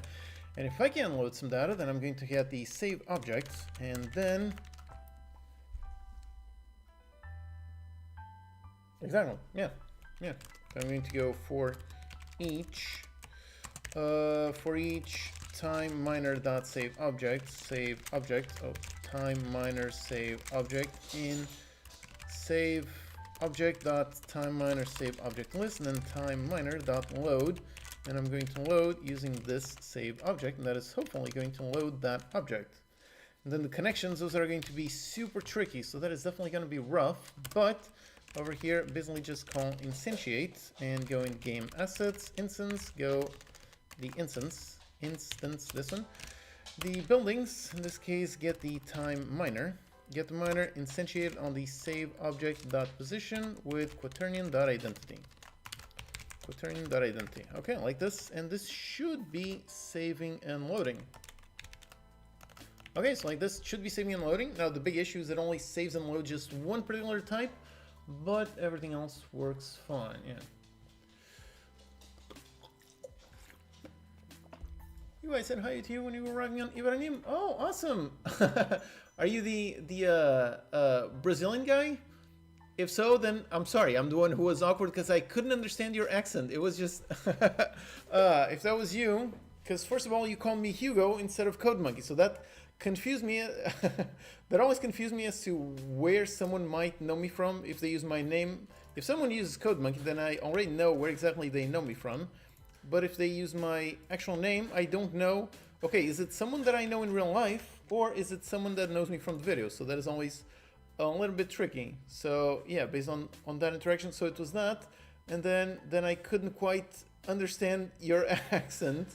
So yeah, that was a bit tricky. But yeah, thanks for saying hi. It's always fun when people say hi. So yeah, it's always a fun experience. So yeah, thank you. Oh crap, I forgot to save. Okay, so let me go save these. So dump those in there. So first of all, I gotta get a game over, then I gotta lock which ones. So I'm going to, oh, actually I gotta remember to lock and unlock them. So over here, let me lock that one. Okay, lock the time miner, lock that one. Upgrades, saves and load, goes back. Ah, crap, can I instantiate a scriptable object? Yes, why am I trying to instantiate the scriptable object? That is not what I want. It's the prefab, building prefab, so that kind of helps. Okay, so next step, let's try to see if this second attempt works. Let's try to see. Put a miner, put another miner in the belt, put a belt right there, put a belt right there. Try to connect them, okay. Now let's go, okay, until I lose. There you go, now I'm going to lock that one, Okay, I can't lock, okay, I can, good.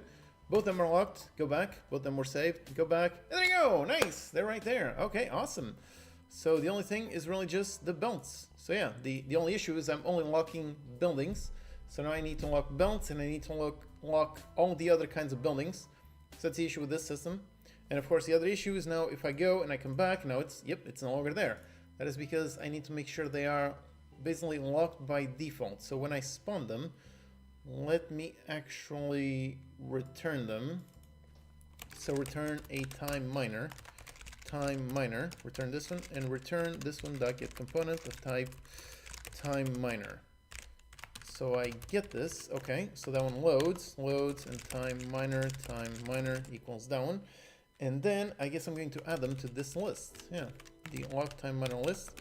I'm going to add them onto this list kind of like this. Okay, so that's good.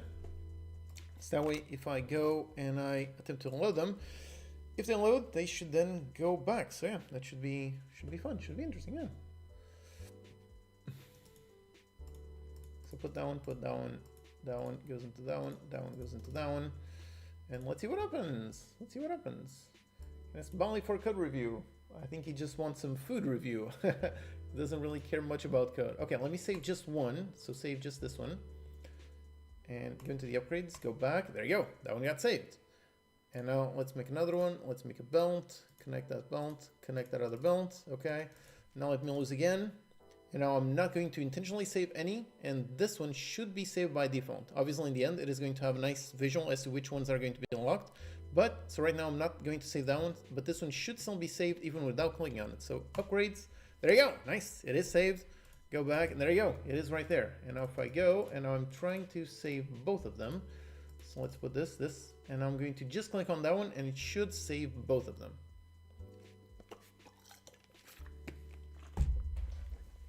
Okay, so I'm going to click on that one, and for some reason the first click never works. Is it because I'm clicking on the...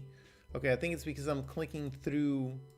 I can't click through the thing. Oh, and right now it's added. So, but yeah, so right now it should save both. Nice. And go back, and nice. I got both. Okay, so that's good. So the system is not very adaptable, just because it's going to require me to copy paste a whole bunch of code, but it is saving. So right now, if I want to save, for example, the other machines, I can do them. Basically the exact same thing. Literally just copy paste this into a bunch of places. Or actually no, because I just used a crafting machine, but actually yes, because even though I'm using a crafting machine, a generic crafting machine, they still have different types. That's actually a bit tricky because this crafting machine, this one is going to require knowing what crafting machine it is.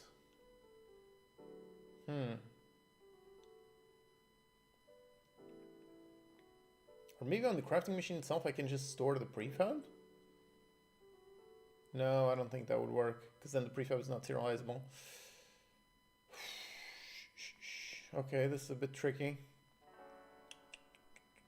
Yeah, because I went for a generic crafting machine, which is awesome, but now when saving, I don't exactly know what crafting machine type I'm saving, so I need to store the crafting machine type, which means I've got to store the building type, and then I gotta convert the building type into something else. So I can store the building SO, I can store that one, but over here I can't store the actual building SO because that is not serializable into JSON, but I can store the building SO name, which sucks because I don't like dealing with names. But yeah, I guess that's either I store the name or the building SO index.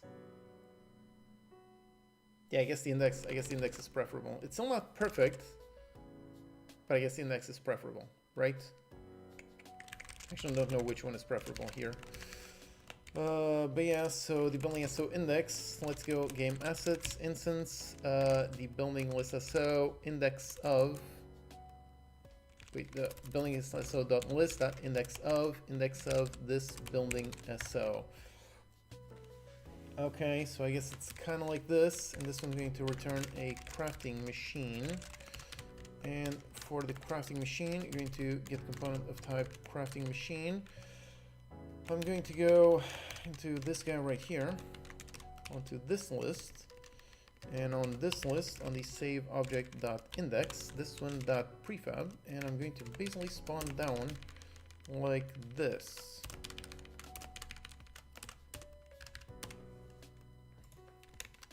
Like this makes more sense. Okay. Because that's what I need to save the position, because everything else, yeah, the timer, belt output, oh, well, the belt output, that is going to be very tricky to organize, but okay. I still have no idea how exactly I'm going to save the belts, but at least like this, yep, so I save those, so The good news that like this, I think I can just easily save all machines with just one list. So I won't need like 5 lists like I thought I would.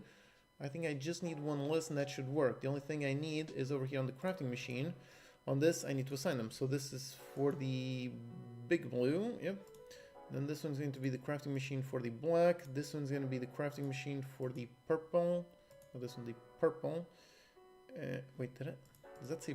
Oh, mega blue. Okay, purple. Wait, no. No. This one is mega blue. This one is mega blue. And this one over here, this one is the purple. Okay. So as long as all of those exist on the scriptable object, which they should. No, actually they don't. So yeah, let me actually fix this up. Lock that one. Make sure all of those exist on the list. Okay, so like this, it should work, it should save. So if I now go back on the lock buildings manager over here, okay, so I'm trying to save all the time miners. And again, this is the nasty bit of code. So I'm going to have a bunch of copy pasted code, which is not nice. I don't like it, but for now, for the time being, given the time constraints, this will do. So let's do that one, try to lock all these crafting machines, then on the locked crafting machine, so locked crafting machine list. So I've got this one. I initialize this new list.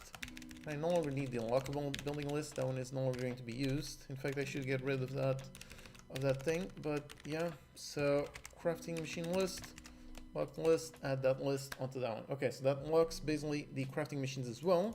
And then on the save object over here, I'm going to store another list. This time it's going to be a list of crafting machine.save object. So crafting machine save object list.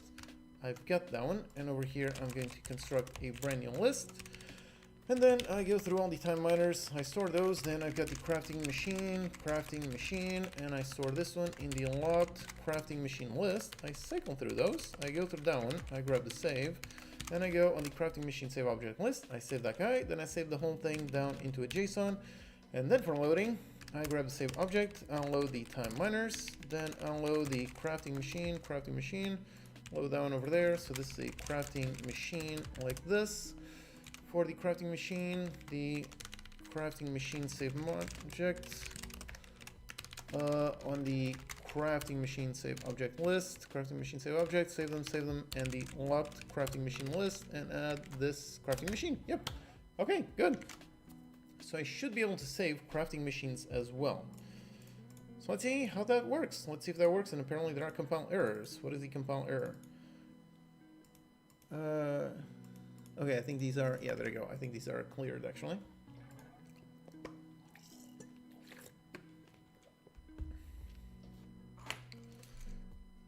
Beeping problem on the live streams? What beeping problem? Is there a beeping problem?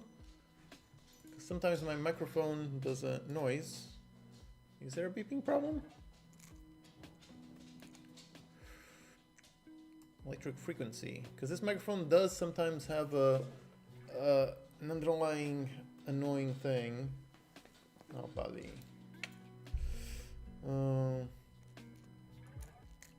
We could use scriptable objects as a lock and key for matching. Get the file name of the SO, use that in resource download, and get the prefab from the SO. Yep, that also works, but yeah, I want to avoid strings as much as possible, so yeah, an index, even though, yeah.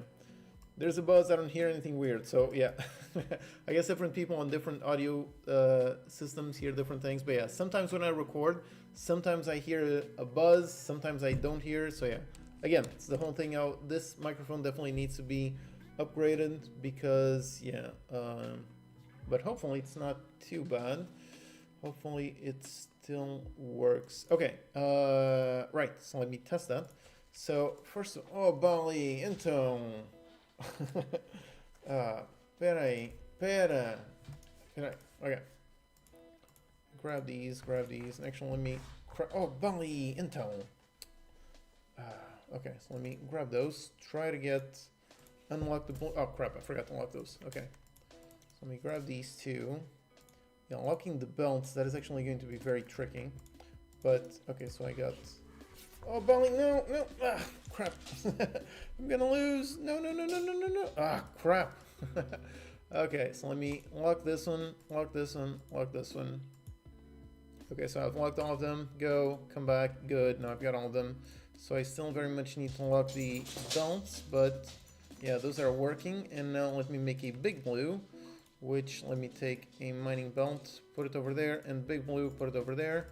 And let's see. Okay, I didn't see if the big blue was, but let me click. Oh crap, this one is still putting out that one. So I can't see the thing, but I hope. Was that one? Oh, I forgot to add the clicks. So no, that one is not going to be, it's not going to be unlocked. Nope. Just because I forgot to add the thing to, forgot to add the collider. That's why.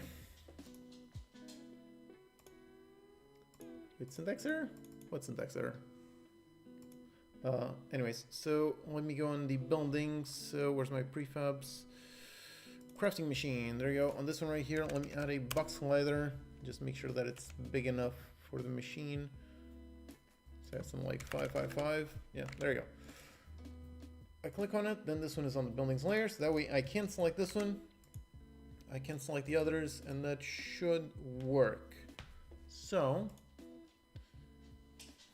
and it should actually save the ones that I do want it to save. So if I put a big blue and I collect them, but I can't collect mine. Goddamn, it's a whole upgrade sort of thing. Okay, so first of all, let me drop these, but I can save that one. Okay, so let's go down. Okay, now let me click to save this. Why is that one still pumping out the phone? Didn't I save this? I did save this. Sometimes hot reload doesn't save. Why do you have, there's a, where's the, oh, there you go. Forgot the little thing there. Oh, okay, so this one is actually not going to work on that one. Okay. Let's try this one more time. Okay, 2 miners and a big blue right there. Then put the belt over there, and okay. So now I want to lose. Then I'm going to save these 2 buildings plus the crafting machine. And I want to see if the crafting machine does get stored correctly. So let me click on it. For some reason the first click doesn't work, but the second one does work. I don't know. And that one, there you go. Okay, so I can lock the crafting machine. Now let's go into upgrades, check out the JSON. And nope, that does not work. It just stored the time miner. It did not store the crafting machine. Why not?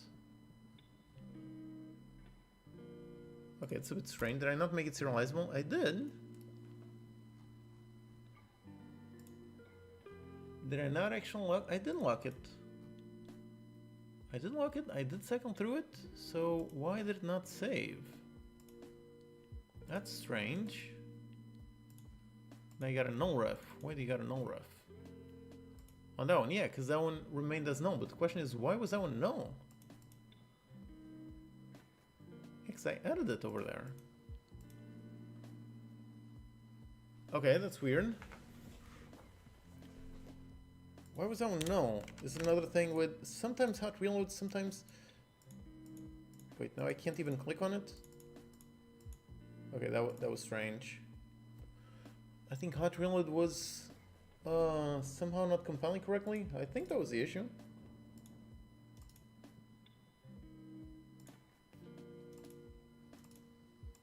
Why is it taking so long to compile? Okay. I don't know.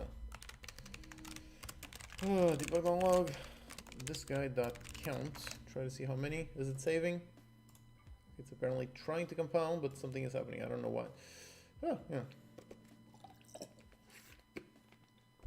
So two, it's part of the characters. What is? Strange subtle sounds when our TV got turned off. Oh, the whole CRT. What, nobody else listened to it? Well, where obstacles make the game harder. They definitely make game development harder, yeah. YouTube is telling you how much you chatted. What the... Oh, the #1 thing. Oh, right, yeah. Yeah, that is the top fans thing. 150 XP! Whatever does that mean? I don't know what that means, but yeah, so... Congratulations, all of you have some EXP. It would be nice if there was some API for me to be doing something with this, but as far as I know, there isn't. So yeah, I have no idea what this. I mean, I think it literally does nothing. So yeah, just a fun little message indicator badge sort of thing. It's midnight in Vietnam. Oh wow, really? Yeah, I guess so. Since you're all the way over there on the right, it's quite a bit late. Yeah. Thinking of joining the jam. I got off work recently. Do you guys think it's enough time to make something? Well, 48 hours is already short, and right now it's about 24 hours. So definitely, you can. I mean, you can always make something. You can definitely make something like Flappy Bird in like 30 minutes to 1 hour. So yeah, if you limit the scope by a massive amount, then yeah, you get that. Yeah, EXP it's a measure, but doesn't seem to be worth anything. Doesn't seem to be capable of anything. So that's what's strange. Because they create a metric called EXP, but it doesn't really do anything. So yeah, that's strange. Anyways, okay, so let me check and see.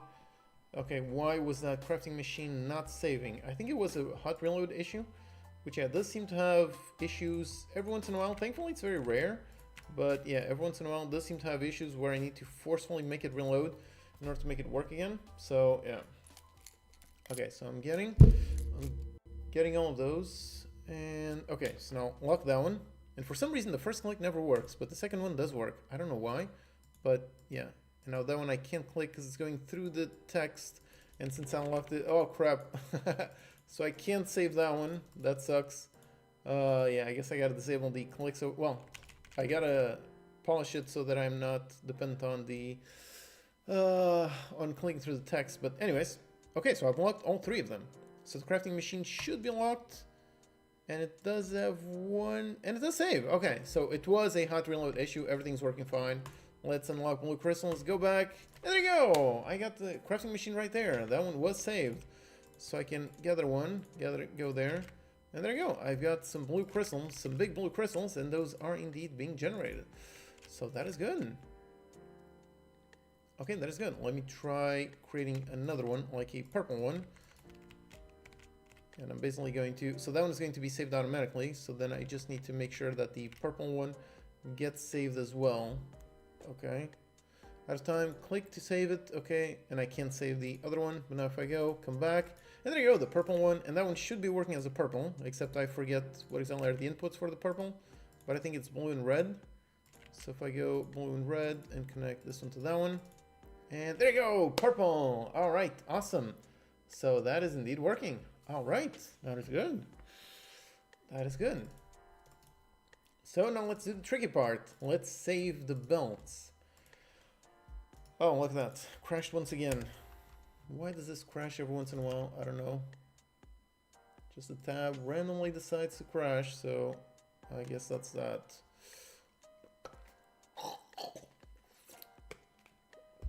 Hot reload, nice plugins. Yep, it is pretty nice. I mean, if you have issues with compilation speed, or even if you don't, it just makes compilation faster because it happens automatically. So yeah, it's definitely a nice one. Yeah, playing games during the voting period. Yeah, probably. I'm definitely curious to see what other people have made. So yeah, I guess I'll see. While working on Game Jam, do you ignore clean code? Just get stuff working ASAP? Nope, not really. Just because, again, once you are more used to clean code, it doesn't necessarily take you too much time to write good clean code. So the whole thing, the whole argument about speed doesn't really apply once you're already good enough. So for me, yeah, there are some things over here that I'm definitely doing them a little bit dirty. Like over here for the, well, actually for the save system, the way it ended up being with just 2 lists, not necessarily too bad, or 3 lists with the belt. But yeah, some things like the, game over UI, this one talking directly with the Locked Business Manager. This is somewhat dirty code, so this one, I would not do this if I had a little bit more time to think of a better way. So some things are slightly dirty, but for the most part, everything is pretty clean code, pretty much how I would do even if I had 10 times the amount of time. So yeah, basically when you get better at writing good clean code, it doesn't necessarily become easier or faster to write bad code. No, you can write something that is clean as the first draft, and it's already pretty good. So yeah, you can do that, and it's still very effective. Okay, so now how on earth do I save the belts? That is going to be super tricky. It is going to be super tricky because the belts, they need to be connected. And that is a super tricky part that I'm not sure how I'm going to do. It's not just the belt, because the building themselves, the time miner right now, it's just saving the position. Well, I guess I just do a two-step save process. So first I save all the positions, all the objects, place all of them, and then I save and load all the connections.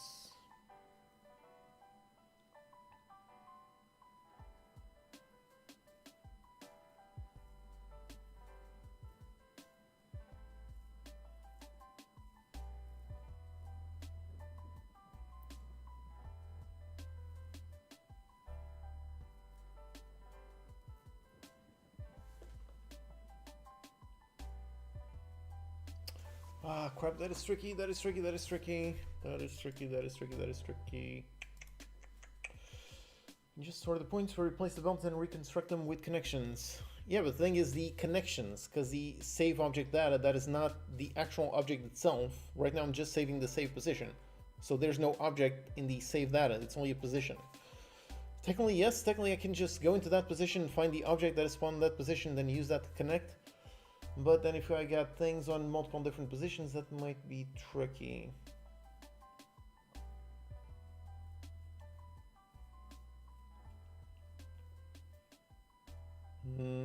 Okay, so I'm trying to think. So basically I can store all the objects and then I can store all the objects and then I can store all the connections, but then I have to know where those connections are stored. And I guess that's the issue, because not all building is going to be saved. If I were to save every single building, that would actually be easy, because I would have a list of all the buildings and I could just have the index and just use those in order to make all the connections. But because the whole point of the system is to only unlock certain buildings, that means I can't really take an index of a list until I know which buildings I'm going to unlock. So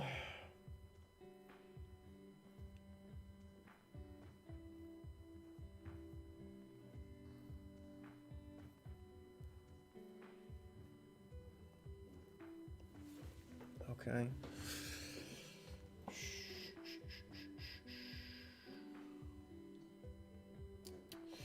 Yeah, there is a way to do it with positions. If I remember correctly, I'm pretty sure that's how I handle saving and loading with connections on my Survivor Squad game. But I never liked that approach, because if you got two buildings that are saved on the roughly the same position, then you might have mismatched connections when you load, which is going to be tricky.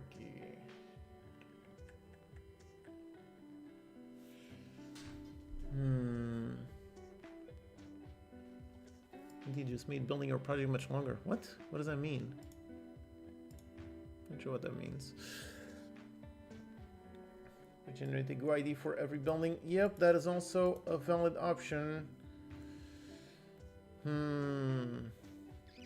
Their videos, nice. Watching you make structures set a class makes me satisfied. That's cool. More when the logic works. That's awesome. Yeah. I mean, it doesn't work the first time, but eventually it does work. Okay, so let me stop thinking for a little bit. So this one needs the build output, and build output, that one is going to need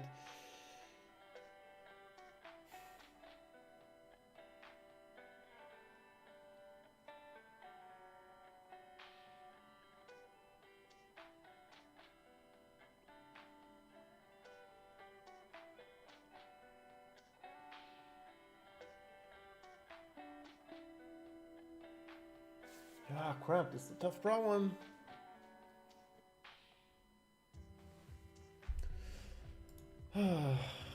Maybe I'll just first save the start and endpoints, and then I'll worry about the connections. I never use the built input. I guess I never use it. But yeah, I've got the start and I've got the endpoint. So these two I can at least easily save. So I guess let me first do this, and then I'll figure out how am I going to handle the connections. Because saving just the build object itself, that's actually very easy. Because yeah, I just got a start point and I've got an end point. That's basically it. This one has a start point, the end point. So yeah, those are easy to save. So start point equals start point, and end point equals the end point. So these are pretty easy to save. And then I've got the belt load, game assets in building the belt and the belt prefab. And I'm going to store on the start point, right? Yeah, I think it is on the start point. Get the belt. So in terms of belt equals that, then belt dot setup, and I've got to set up the belt with the save object dot start points, save object dot endpoint, and then these two being null. That's kind of the issue. That is the connection that I need to do somehow, some way, which is going to be tricky. But anyways, for this save, that is actually relatively easy. So I can go on the lock buildings manager, and over here I can try to do a recast set on the belt, and then basically just save the belts themselves. So over here for the list belt, for the unlocked belt list, got this one right here. Then I've got this list that I'm going to save in the list of belts. And over here for the unlocked crafting list, unlocked belts. Okay, so I save all those belts, and then I've got a list of belt.saveObject. For the belt save object list, then go down there, do a brand new on that one. And then over here, I cycle through all of my belts. So belt in the locked belt list, save object dot belt list, go into the belt and call save. So yep, that should save all the belts. And then over here, just do the same thing in order to go belt save object. So belt save object. In order to go for the belt save object list, belt save object, go on the belt and load, belt, and go on this one. This is the belt and the locked belt list, like that, add like that. Okay, so like this, it should be saving and loading the belts, but of course they don't have any connection, so they won't actually work. It will save the belts, but just visually. I just need to make sure that the... Oh, actually this... Oh, actually... Oh, tricky. Okay, that's going to be a little bit rough. Oh, crap. Okay. Okay. Actually, maybe I can scale down? Okay, so maybe I can make it work instead of scaling the visual, because the problem is that I need to put the collider over here.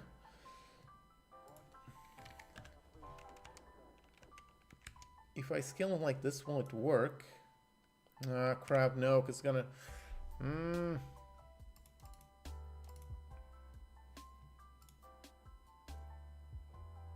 Okay, so this is gonna be a little bit rough. Because I gotta get the collider on that parent object and not on this one. Because it's the one that contains the belt, so this is the one that needs the box collider, but the scaling is going to happen on this one and not on this one. I can't really scale this one because this one has the sockets.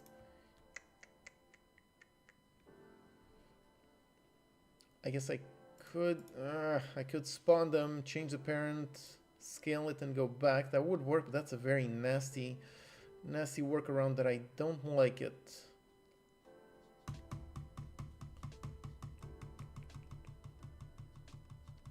I don't like that. Ah, crap. I need a way to be able to click on the belt.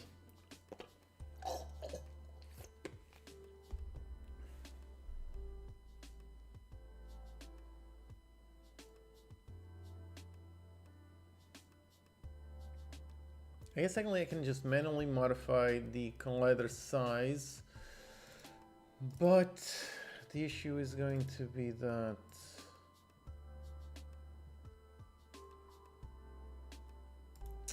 crap. Okay, so that's a bit of a rough problem over here, because as soon as I place the belt, the collider is not going to be in the right place, and if the collider is not the right place, then I can't obviously select it. So I click on that one. And now the issue is if I look right now at the belt and see how exactly it's set up, and yeah, the visual is correctly scaled, so it goes from there to there, but the actual belt box collider, where is that? Is that in here? Yeah, that's that one here. Okay. I think maybe I can... Okay, maybe I can figure out a clever way to do this. Maybe not the best way, but a way that would work right now. Instead of rotating the stretch transform, rotate the belt. transform that look at. Because if I can rotate the belt, then I can modify the belt.get component type box collider. I can modify this one and get the size equals a new vector 3, 1, 1, and then for the distance. Except I need to modify the offset as well. So the, isn't it offset? What do you call it? The center? Is it center? Never know what the name is. Yeah, it's the center. The center is that distance times 0.5f. And these are actually 0 and 0. Okay, so let's see if like this, if the whole belt rotates, which shouldn't be a problem. And then if the collider itself gets scaled, which is the tricky bit. Place the miner, place the belt. Okay, at least visually everything is working. If I select the belt, okay, nice, awesome, that worked. All right, that was surprisingly good. I did not expect that to work that easily, but it did work. So that is good. Non-local, yep, there you go. That one is nicely rotated. All right, awesome, okay. Did not expect it to be that easy, but it worked fine. Okay, so now if I go on the belt, again, I still got issues with how it's not saving the belt connections, but it should be saving the belt itself. So now, if I go and I build something, the belt itself should be saved. So if I place a miner over there and a belt from there to there, there they go, okay. So now when I lose, I should be able to save both the miner and the belt, and when I load, it should load both of them, even though, again, it doesn't have the connection, so it won't actually be gathering anything, it won't be spawning any resource. But if I click on the miner, and there you go, locked it, click on that one, okay, the belt locked it, upgrades, let's check the JSON. And does have the belt, does have a start, does have an endpoint. Yep, that is correct. Go there, go back into the game. Nice. Okay, good. Those are connected. Now again, that's the issue. There's no actual connection, but the object is being placed. Okay. So now how on earth do I connect this? Because yeah, that was the easy part. It was basically just saving and loading the object. So that's the easy part. But now, how do I do the rest of it?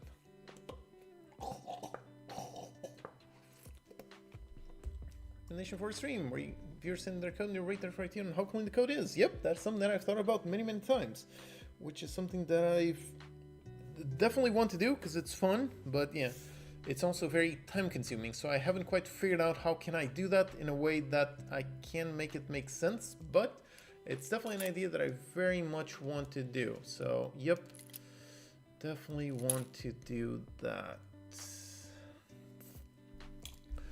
Receiving a building saves any belt attached to it, and don't worry about belts otherwise. Because some belts are not necessarily attached to a building, some belts are attached to other belts. And I want to be able to save those as well, so I do need to store the belt individually. So basically the problem is over here the belt, so the belt actually doesn't need the input. I'm storing the input, but technically the input isn't needed, but it does need the output. And the problem is that the output can be a billion different things. It can be another belt, it can be a time machine, it can be a crafting machine, it can be a lot of other things.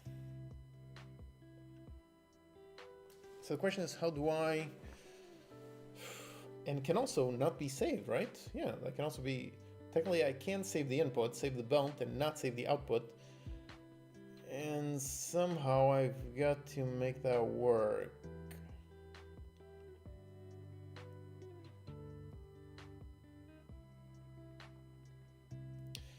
So the problem is,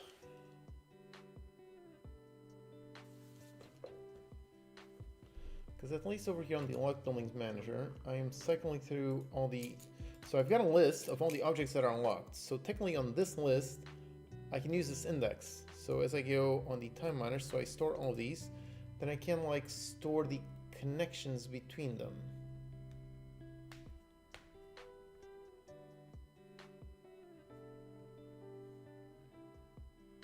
So time miner, this one's always connected to a belt. But the belt can take input from any of these.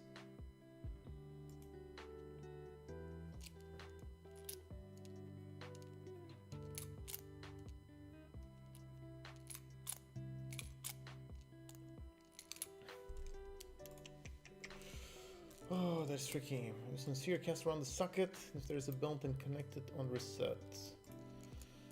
Yeah.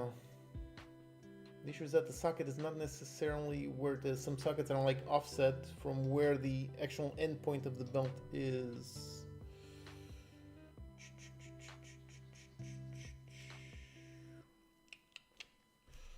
Let me short finish tomorrow. What? The game jam? Here's the link. There you go. For your socket type, either belt or part of the building. You save the connected buildings to the belt when you save a belt. Often you participate in the jam? Not very often. I mean, it's been like 4 years since I last joined the game jam. So yeah, it's been fun to do this again. Yeah, sort them for themselves. Each one has a GUID for input and output.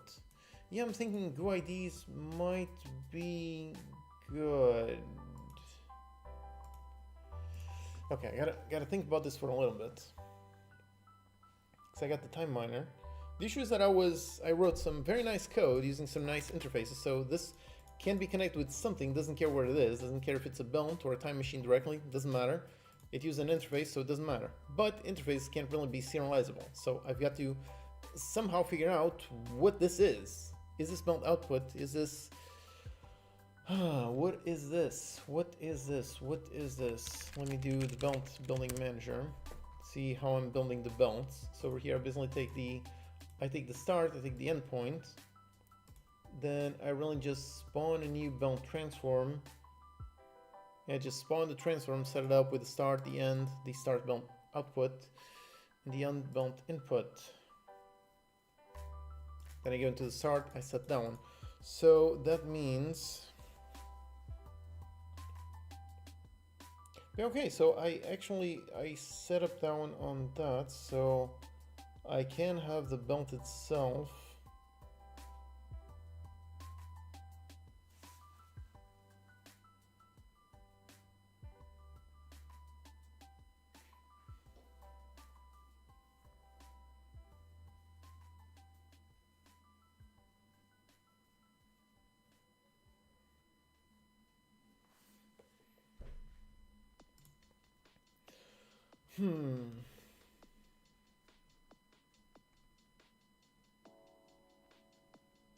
The thing is, not everything is going to be saved.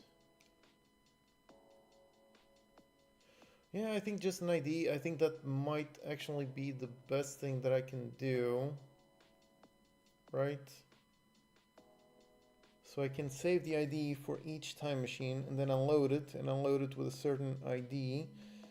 And then after I set up all the connections, I set up the IDs for all of them.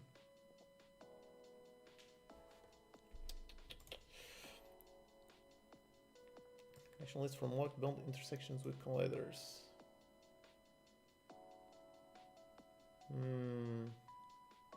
Use a sphere cast. No, because some sockets aren't on the exact same position.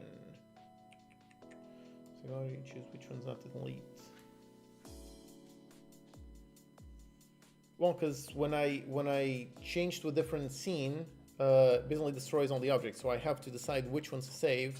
So I save those because by default all of them are going to be destroyed. I can't not destroy them. I mean, technically I could if I went with the upgrade system living on the same place, but yeah. So I guess perhaps that would have been the better option. I was questioning that a few hours ago. Yeah, perhaps that would have been the smarter option, but now I went to this one. So. Okay, so let me think. I do think some kind of instance ID might be the better option. Come up with some kind of instance ID. And then after I spawn them with IDs. Okay, so I think I'm gonna go with that. That does seem to be the better case for it. And on the belt input, belt output, I really just save the IDs, right? Okay, so let's try going for that, because I do think the ID approach, that might be the better option for me to handle saving and loading all those connections. So private int ID, just a simple basic ID. So over here ID equals random.range between 0 and int.max value. int engine. So just get a random ID like that.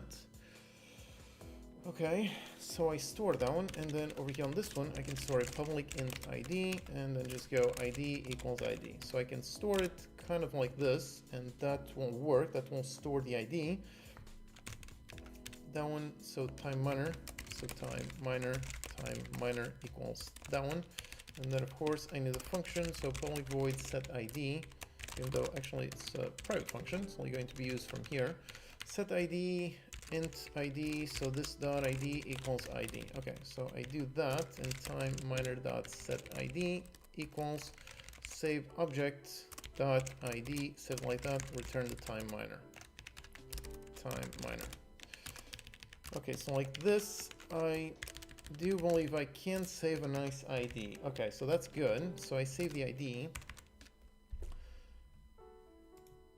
And then with the ID saved, basically I just need to get the ID. So public int get ID, just return the ID. And then I can go on the high built input and output, do a public int get ID. So these always have to return the IDs.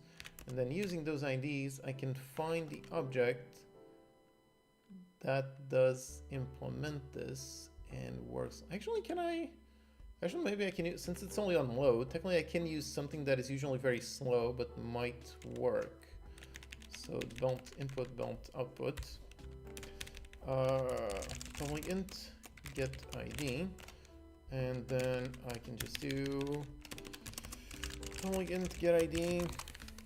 Okay, return the ID, and over here private int ID, and then ID equals unity engine dot random dot range between 0 and int dot max value. So I can store that ID. I just need to also store this on the time machine. Yeah, right, time machine. It's kind of silly that the time machine has an ID considering how there's only one, but okay, sure, I guess so. Private int ID. Get the ID, I save the ID, define the ID, and then public int get ID and just return the ID. Ah, crap. Return the ID kind of like this. And I still need to implement it. I think it's on the crafting machine. That one probably still requires that. Yep, still does require that. So let's go on this one. Public int get the ID, get that one kind of like this. And over here, private int ID, and on private void awake. On awake, let's define the ID. So ID equals unity engine. Unity engine random dot range between 0 and dot max value, kind of like this. So I've got the ID like that. I think that solves all the errors. I think so. Okay. Let's see if the time miner, if that one is actually storing the ID, which I do believe it should be storing.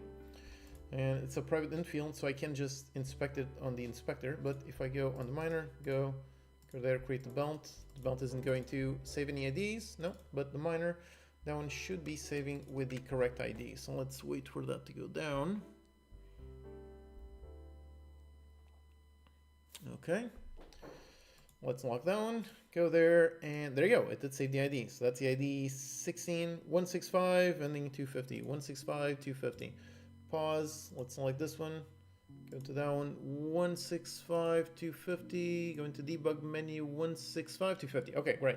So I'm saving the ID, I'm loading the ID, so I know exactly what it is. Okay, so now the belt, that one should know what exactly is the connected belt ID, and using that, then I can get it.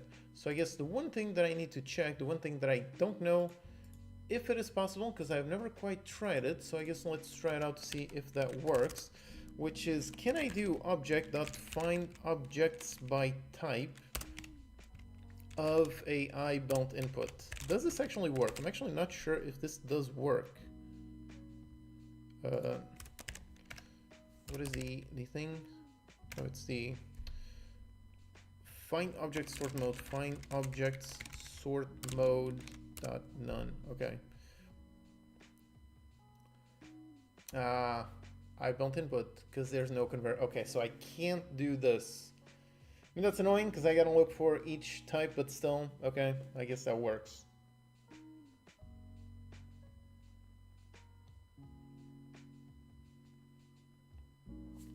I guess that's all works. If I go there, private iBuilt input, so get, actually it doesn't make any sense to put it over here, right? Or does it, well, kind of doesn't. So private iBuilt input, get built input, int ID, and then I do objects, find objects of type, so I gotta search them for them manually. So the time miner, go for this one, time miner array, time miner array. So I got this one, then for each time miner in time miner array. So after that, if time miner dot ID, get ID equals this ID. If so, then it's this one. So return this time miner.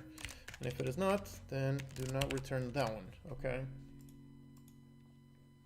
Wait, is the time miner not a built input?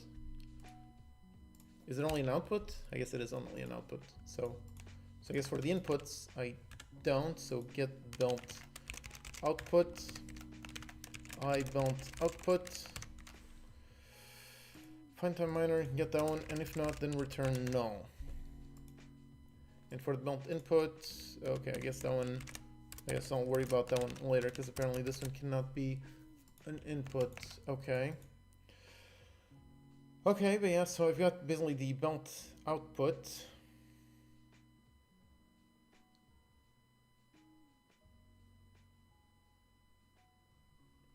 Okay, so I go in the built save object, and over here I got an int ID. So I guess let me save the IDs for all these. So ID equals ID. Then on load, I need a function. So private void set ID. Got int ID. This ID equals the ID. So I got that one. Then over here, I've got the bump.id equals ID, not ID, the save object.id. Okay, so I saved that one. I've got the ID, I saved the ID, I set the ID. Okay, that makes actually not, oh, actually, yeah, I can do just that. I don't need a function, but sure, let's use a function just to keep things nice. So I set the ID on the belt. And then I guess let me go, because the time machine,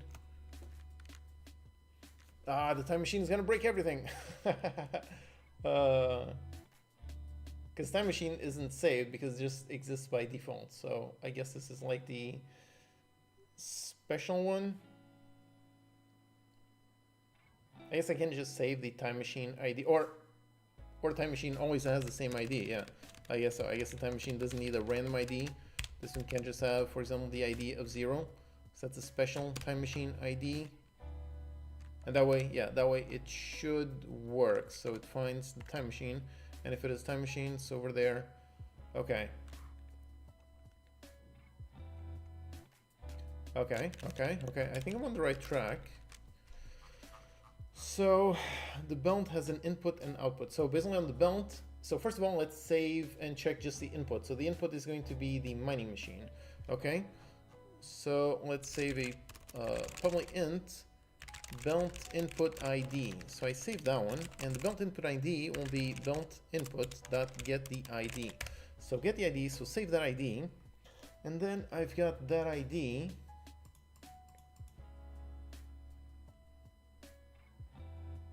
And now on the lock buildings manager, okay, so this one goes through it, cycles through it, spawns everything.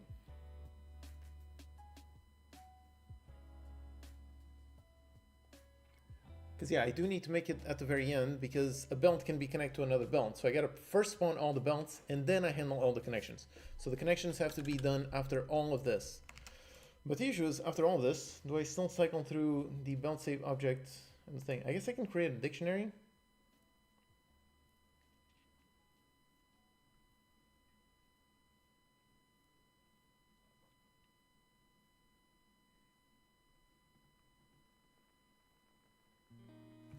I guess I can create a dictionary of belt.saveObject and belt save object belt dictionary. I guess I can create a dictionary of this. So I do this, and this one on the belt save object on this belt save object equals this belt. Equals this belt like this. Okay. And then I kind of do for each of the same thing. So handle connections. So first I spawn all of them, then I handle all the connections. So I cycle through all of them. Then I've got belt equals this belt right here. Okay, so I've got the belt save object, and then I've got the belt save object. I can get the belt input ID, and now get belt output, because actually this is an input, but it's actually of type output. This is the whole thing that is always very confusing. I couldn't figure out a better way, but the input is actually of type output because it's something else that outputs into this input, which comes out of this, goes into this, which is a little bit confusing, but yeah. QID, why not that one? Just because I've never quite used it too much, and yeah, an int seems to work fine. But yeah, again, I guess it's the whole thing. If I had a little bit more time, I think I would use that. But yeah, because I'm not sure if GUID, if that one is serializable by default. I don't know if I need to work with it. So yeah, that's basically why I'm just going with an int. But yeah, you're right. The more proper way is definitely that. Either UID or GUID definitely would be one of those. But for now, okay, so I got the belt, then I can connect, then I get the belt output. And basically over here, I just want to see, try to do connection, try to see, can I find that connection, yes or no? And I do believe I should be able to find that connection. So let's try and let's see, and I'm running out of water.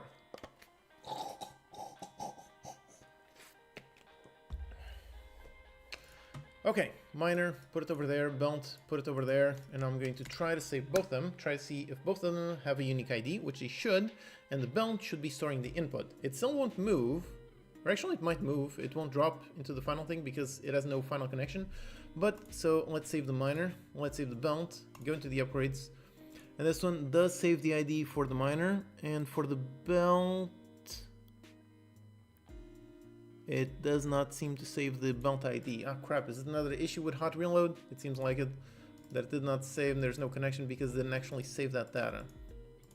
Because I'm pretty sure that I did save it on the belt save object. Yep, it's right there, so yeah. It's another issue with hot reload not recompiling, so there you go, please recompile. Or wait, no, never mind. Wait, what? No, yeah, correct. The belt save object down did not save the ID, and there's no reason why it didn't. Why it shouldn't save the ID. So yeah. Go on the miner, belt, move it over there. Go. Try and make it work. Oh boy. I'm counting down the time. It's already 6 p.m. That's gonna be rough. Okay, save that one. Save the time miner, save the belt. Okay, go in the upgrades. Now let me see, and for the belt, it did save the belt, it did save the belt input ID, and it is that ID. So now I go back, and now that one did find the connection. So that one does have the connection, so that is good. That is very good. Ok. Muito bem, tá funcionando bem. Yay, lindo. Bem, okay. All right, so the logic is indeed working. So I just need to set up the inputs, the outputs, the connections, and actually like this, it should be handled quite nice. Oh, bebê, que foi? Ah, estou a tentar trabalhar. It should be saving them quite nicely. So I just saved the dictionary with the time miner and that one. And then on the dictionary, I need to set up that one as the output. So time miner, so that's the... Oh, bebê, então... Não consigo trabalhar assim, fofinho. Save object. Time miner. Então. Vai lá deitar, bebê. Aqui no 5. Não, aqui no 5. Vai. Bye. Time miner. So I've got the belt time miner, belt time miner, belt time miner. Okay, then I go inside this guy. And this guy on this save object. And I can save it like this. Equals the time miner, kind of like that. Okay, good. So I'm saving it. And this one's actually incorrect, just like that, but now it's correct. Okay, good. So I've got the time miner. Now I'm going to cycle through the same time miner, same thing as previously, but now I go inside of down. I grab the time miner equals down, and basically on the time miner, I need to set the belt output. And the belt output is actually going to be a belt input, and for the belt input, that one has to find through not the time miner because that one is not a belt input, but for the belt itself. So the belt array, go and find on the belt. Oh, bali, então belt in the belt array. So belt.get the ID, return the belt like this, or return null. Okay. So I should be able to get the belt input. So on the time miner, get the belt input of the time miner save object dot, and then based on the save object, I just need to save that data. So a public int for the belt output. Okay. Belt output ID equals belt output dot get the ID. So I get that ID right there. Okay. Am I saving the ID for the belt? I am. Okay. So I get that one, and then on the unlock buildings manager over here, I get the belt output of that one dot the belt output ID, and I believe this one should be working. So that one puts that one on there. So just as this one is working, that one should be adding that one onto that one. And yeah, actually like this. It's still not saving the other one, but so the time machine, that one is an iBelt input. So the iBelt input, so if ID equals 0, if so, then just return the time machine dot instance. So that's the special ID for the time machine, okay?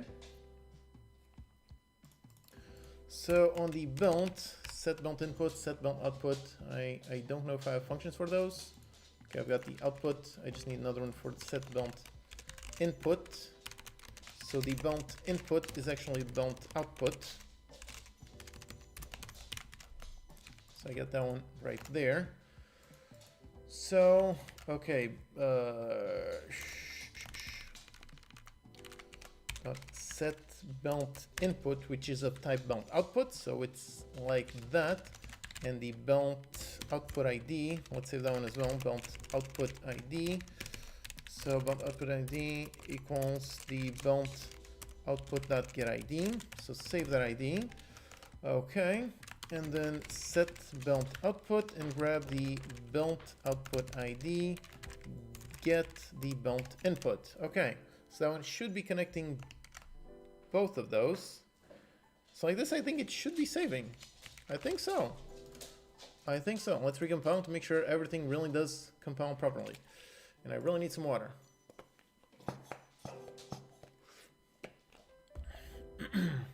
I understand your voice is real.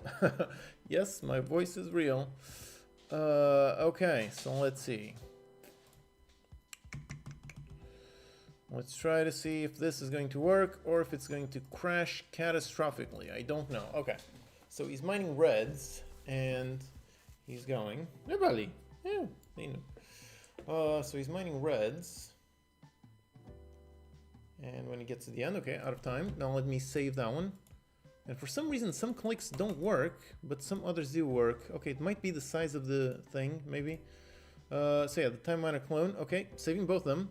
Go into upgrades, and that one's saved with the ID. So it saves the ID, the belt out. Oh, Bali, puxa cá nos botões. So it saves the ID. So that's the ID 612, that's the ID 458, and that one is connected to 612 and 20. Yep, that makes sense. And this is the belt 458. Now if I go back in the game, there you go, look at that, yay! Yay, it works, yay! Okay, awesome, whoo! That was tricky, but it worked, all right. That was tricky, but it worked. Because yeah, it is connected to the input, it is connected to the output, everything does seem to be correct. Okay, it worked.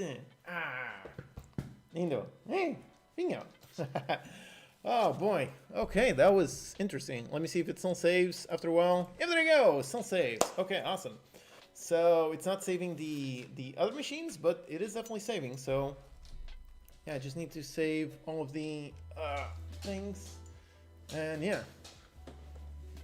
Oh boy, oh boy. That is something. That is something.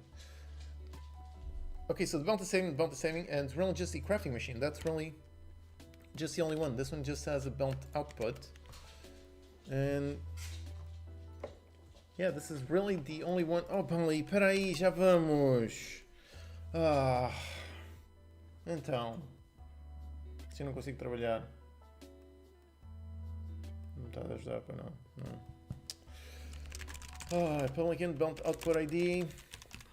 Bound output ID equals bound output dot get the ID. Get the ID. Okay, so I get that one. And actually this one, I gotta save that one. So, bali. Deixa-me lá acabar isto. Já vamos. Ok? Já vamos. So, public int ID. Okay, store the ID. ID equals get the ID of this guy right here. So get the ID. Then public void. Bali. Int ID. So this ID equals the ID. I can't word like this. Oh boy. Anyways, so get the ID. Okay, so instantiate. Crafting machine equals that. Crafting machine dot set the ID to this save object dot ID. Okay, so I save that one and return the crafting machine like this. Okay, so then I go into this guy right here, and first of all I need the dictionary. So I need the dictionary between crafting machine and crafting machine. So dictionary of that and that. So that is going to be the crafting machine save object crafting machine dictionary. Okay, I've got that one. Then I got this one and this one on this key on this save object equals this crafting machine like this. Okay, good. So then with this done, I'm going to cycle through the crafting machines again. So over here, cycle through the crafting machines, and first of all, I'm going to grab the crafting machine equals, and I go inside of that one, and I grab the crafting machine like that. And then the crafting machine that set the bound output, and bound output is actually bound input. So get the bound input and get bound input of the save crafting machine save object dot the bound output ID like that. Okay, so I think like this, I think it might actually be working. Okay, no, it's only on over here. So the crafting machine, what is this? This is only, okay, this works as both input and output. Does it? Oh, right, because it receives and gives away. Okay, so that makes sense. That makes sense. So basically over here, I need to cycle through all the crafting machines. So crafting machine, so the crafting machine array. And on the crafting machine, I do find object by that type of the crafting machine like this. On the crafting machine array, cycle through those, get the ID. If it is the ID, return it. That's good. And basically do the same thing up here. So on the bound array, crafting machine, because it can be an input. And if it is, then I return it. Okay. Okay. Let's see if that works. Again, let's recompile, make sure everything is working.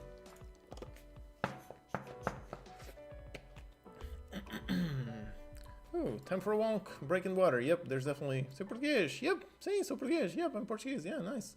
Finish watching Hunter x Hunter. Oh wow, awesome. I definitely that's one that I've heard very good things about, but never actually watched. So yeah, that's definitely one. Demon Slayer is awesome. Yeah, have you watched either of them? Well, yeah, I'm currently wearing a nice Demon Slayer shirt, which, yeah, that's a nice Rengoku, the little thing, which is actually more visible on the back side. It's one of those things where, why does the cool thing on the shirt? Why is the cool image on the back side instead of the front? I don't know, it's such a cool image, but for some reason it's on the back side. But yeah, so yeah, Demon Slayer is awesome. Yeah, I've only seen like, I think there's 4 seasons, and I've only seen the first 3. But yeah, it's definitely really awesome. So anyways, so I gathered that one, and for the big blue, let's grab a miner. All right, I can't mine big blues yet. Anyways, okay, so let's see if I can save all of these. So let's go. So save the belt, save the machine, and save the crafting machine. Okay. Oh, got an error. Why do you have an error? Oh, because that one does not have.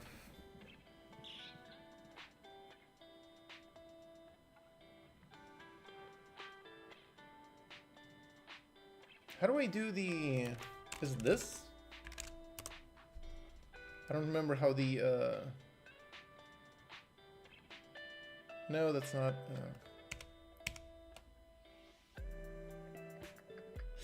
Bound output equals null. Then return -1. If not, return bound output dot get ID. Okay.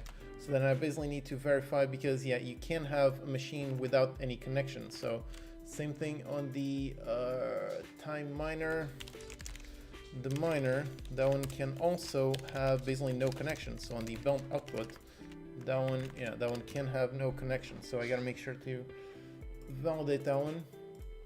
And then the belt as well, so the belt input and output. So the belt input ID, belt input, that one can be null. So I gotta make sure those are not null. So over on the lock buildings manager, over here, if ID equals -1, if so, let's call that invalid. So return null like this. So null both on there and on there. Okay.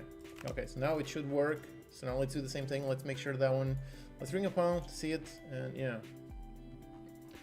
So yeah.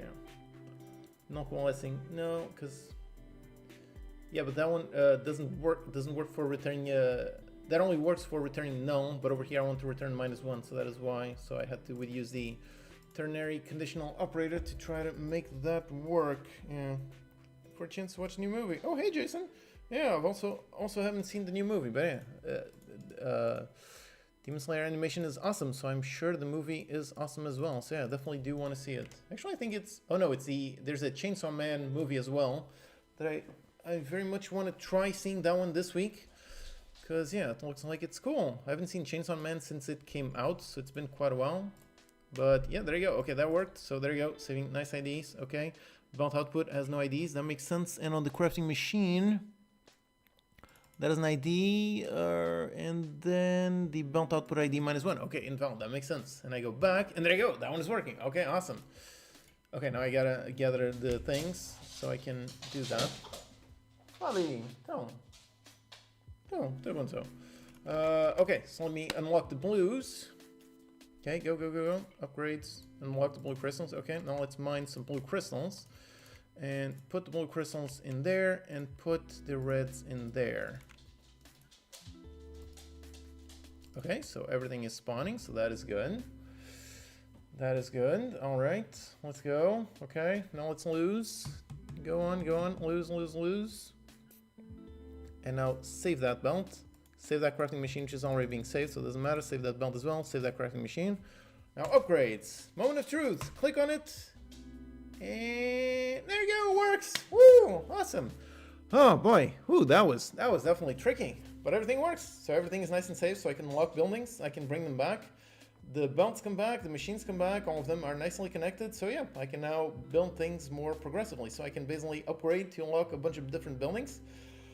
Oh, and the buildings do work. Okay, this is definitely an intense process. But yeah, it's nice how I can now unlock things, so I can now start building some bigger machines. So I can build, for example, this one over here to create a nice purple. So the belt is going to grab from that purple into that one, that purple into that one, and for some reason I don't know why those sockets are appearing like that. That's a bit strange, but okay.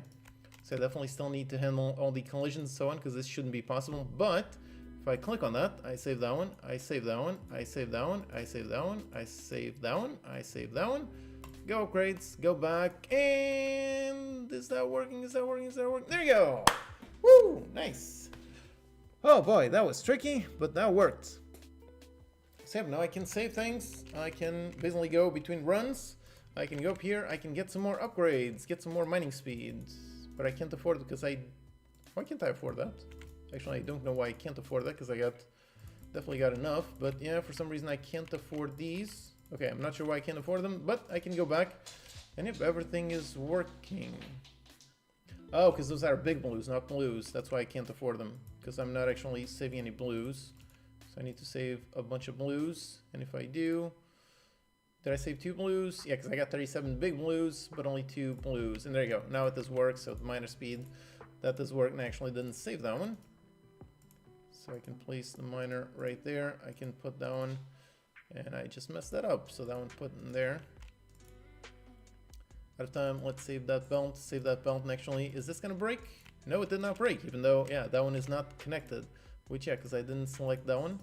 But yeah, so now it goes from that belt into that belt. So the belt segments, those are being saved as well.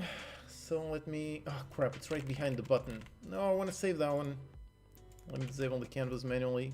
Save that one. Okay, enable the canvas. Go into upgrades, go back into the game, and there you go. That one is saving. So I'm saving a bunch of blues, saving a bunch of reds, crafting a whole bunch of stuff. So yeah, I've got a nice incremental machine. So I've got quite a nice amount. All right, everything is working. I'm gathering more and more resources so I can unlock all of the different speeds, all different things, the decay and so on. And yep, there you go. Look at that. All those things crafting, all those things going in. And yep, constantly getting more and more stuff. All right, awesome. Oh boy, that was quite tricky. So yeah, that was something. It works. Yep, it does work. Yeah. 200 movies. Oh, are there? That's cool. I didn't know there were 100 movies. That is cool. Like your newsletter. Nice. I'm planning to postpone it this week. No, I'm definitely gonna write something tomorrow, but yeah, I'll probably only write like 1 or 2 stories, so definitely a short newsletter tomorrow, just because, basically right now, I guess I'm gonna go take him for a walk, go eat something, then write a part of the newsletter, then write a bit more tomorrow, and yeah, but, so yeah, a bit of a short newsletter, but I'll definitely still send something out, yeah. Turn your operator is often called the Elvis, because it looks like his hair.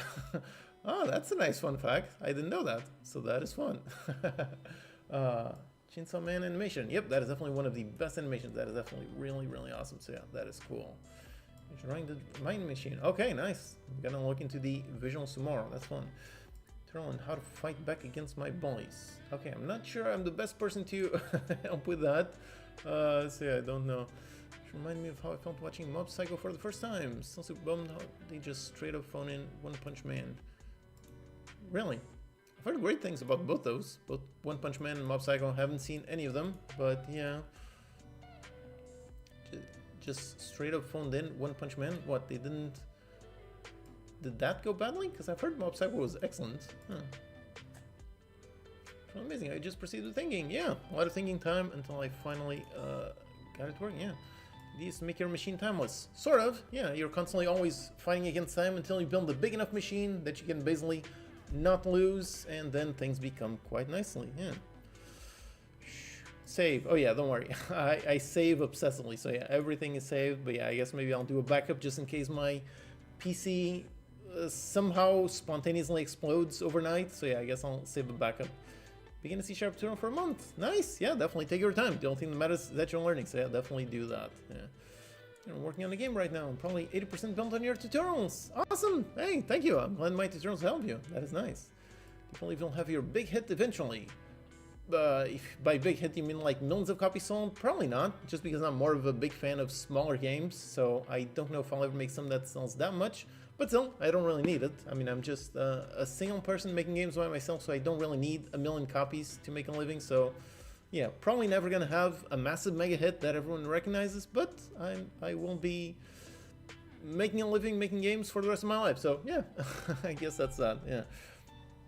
Watching the part with Flame Husher, oh, definitely so sad that the movie and the first part of the season, yeah, that definitely makes me cry every time. So sad, yeah. It's your gym routine. I was gonna say push-pull legs, even though right now actually I'm doing upper body, lower body, and then running. Yeah, I guess that's my split nowadays. So yeah, doing a bunch of focusing on the bench press, trying to hit a new PR, because I've been stuck on like 120 kilos for like 6 months, 1 year, something like that. It's been a very long time. So yeah, I definitely want to improve that a little bit, even though lately I have been improving. I mean, lately I've been doing working sets with 110 kilos, and I've managed to do like 5 sets of 5 or 5 sets of 6. So yeah, I think if I tried, I think I could hit a new PR of like 125, something like that. That could be fun, yeah. So yeah, nice, yeah. Nice working game. Yeah, thank you. Yeah, I'm definitely looking forward to seeing how it will end up tomorrow, yeah. People who are twice my size, ooh, that's rough. Punch Man Season 2 and 3, they use a different...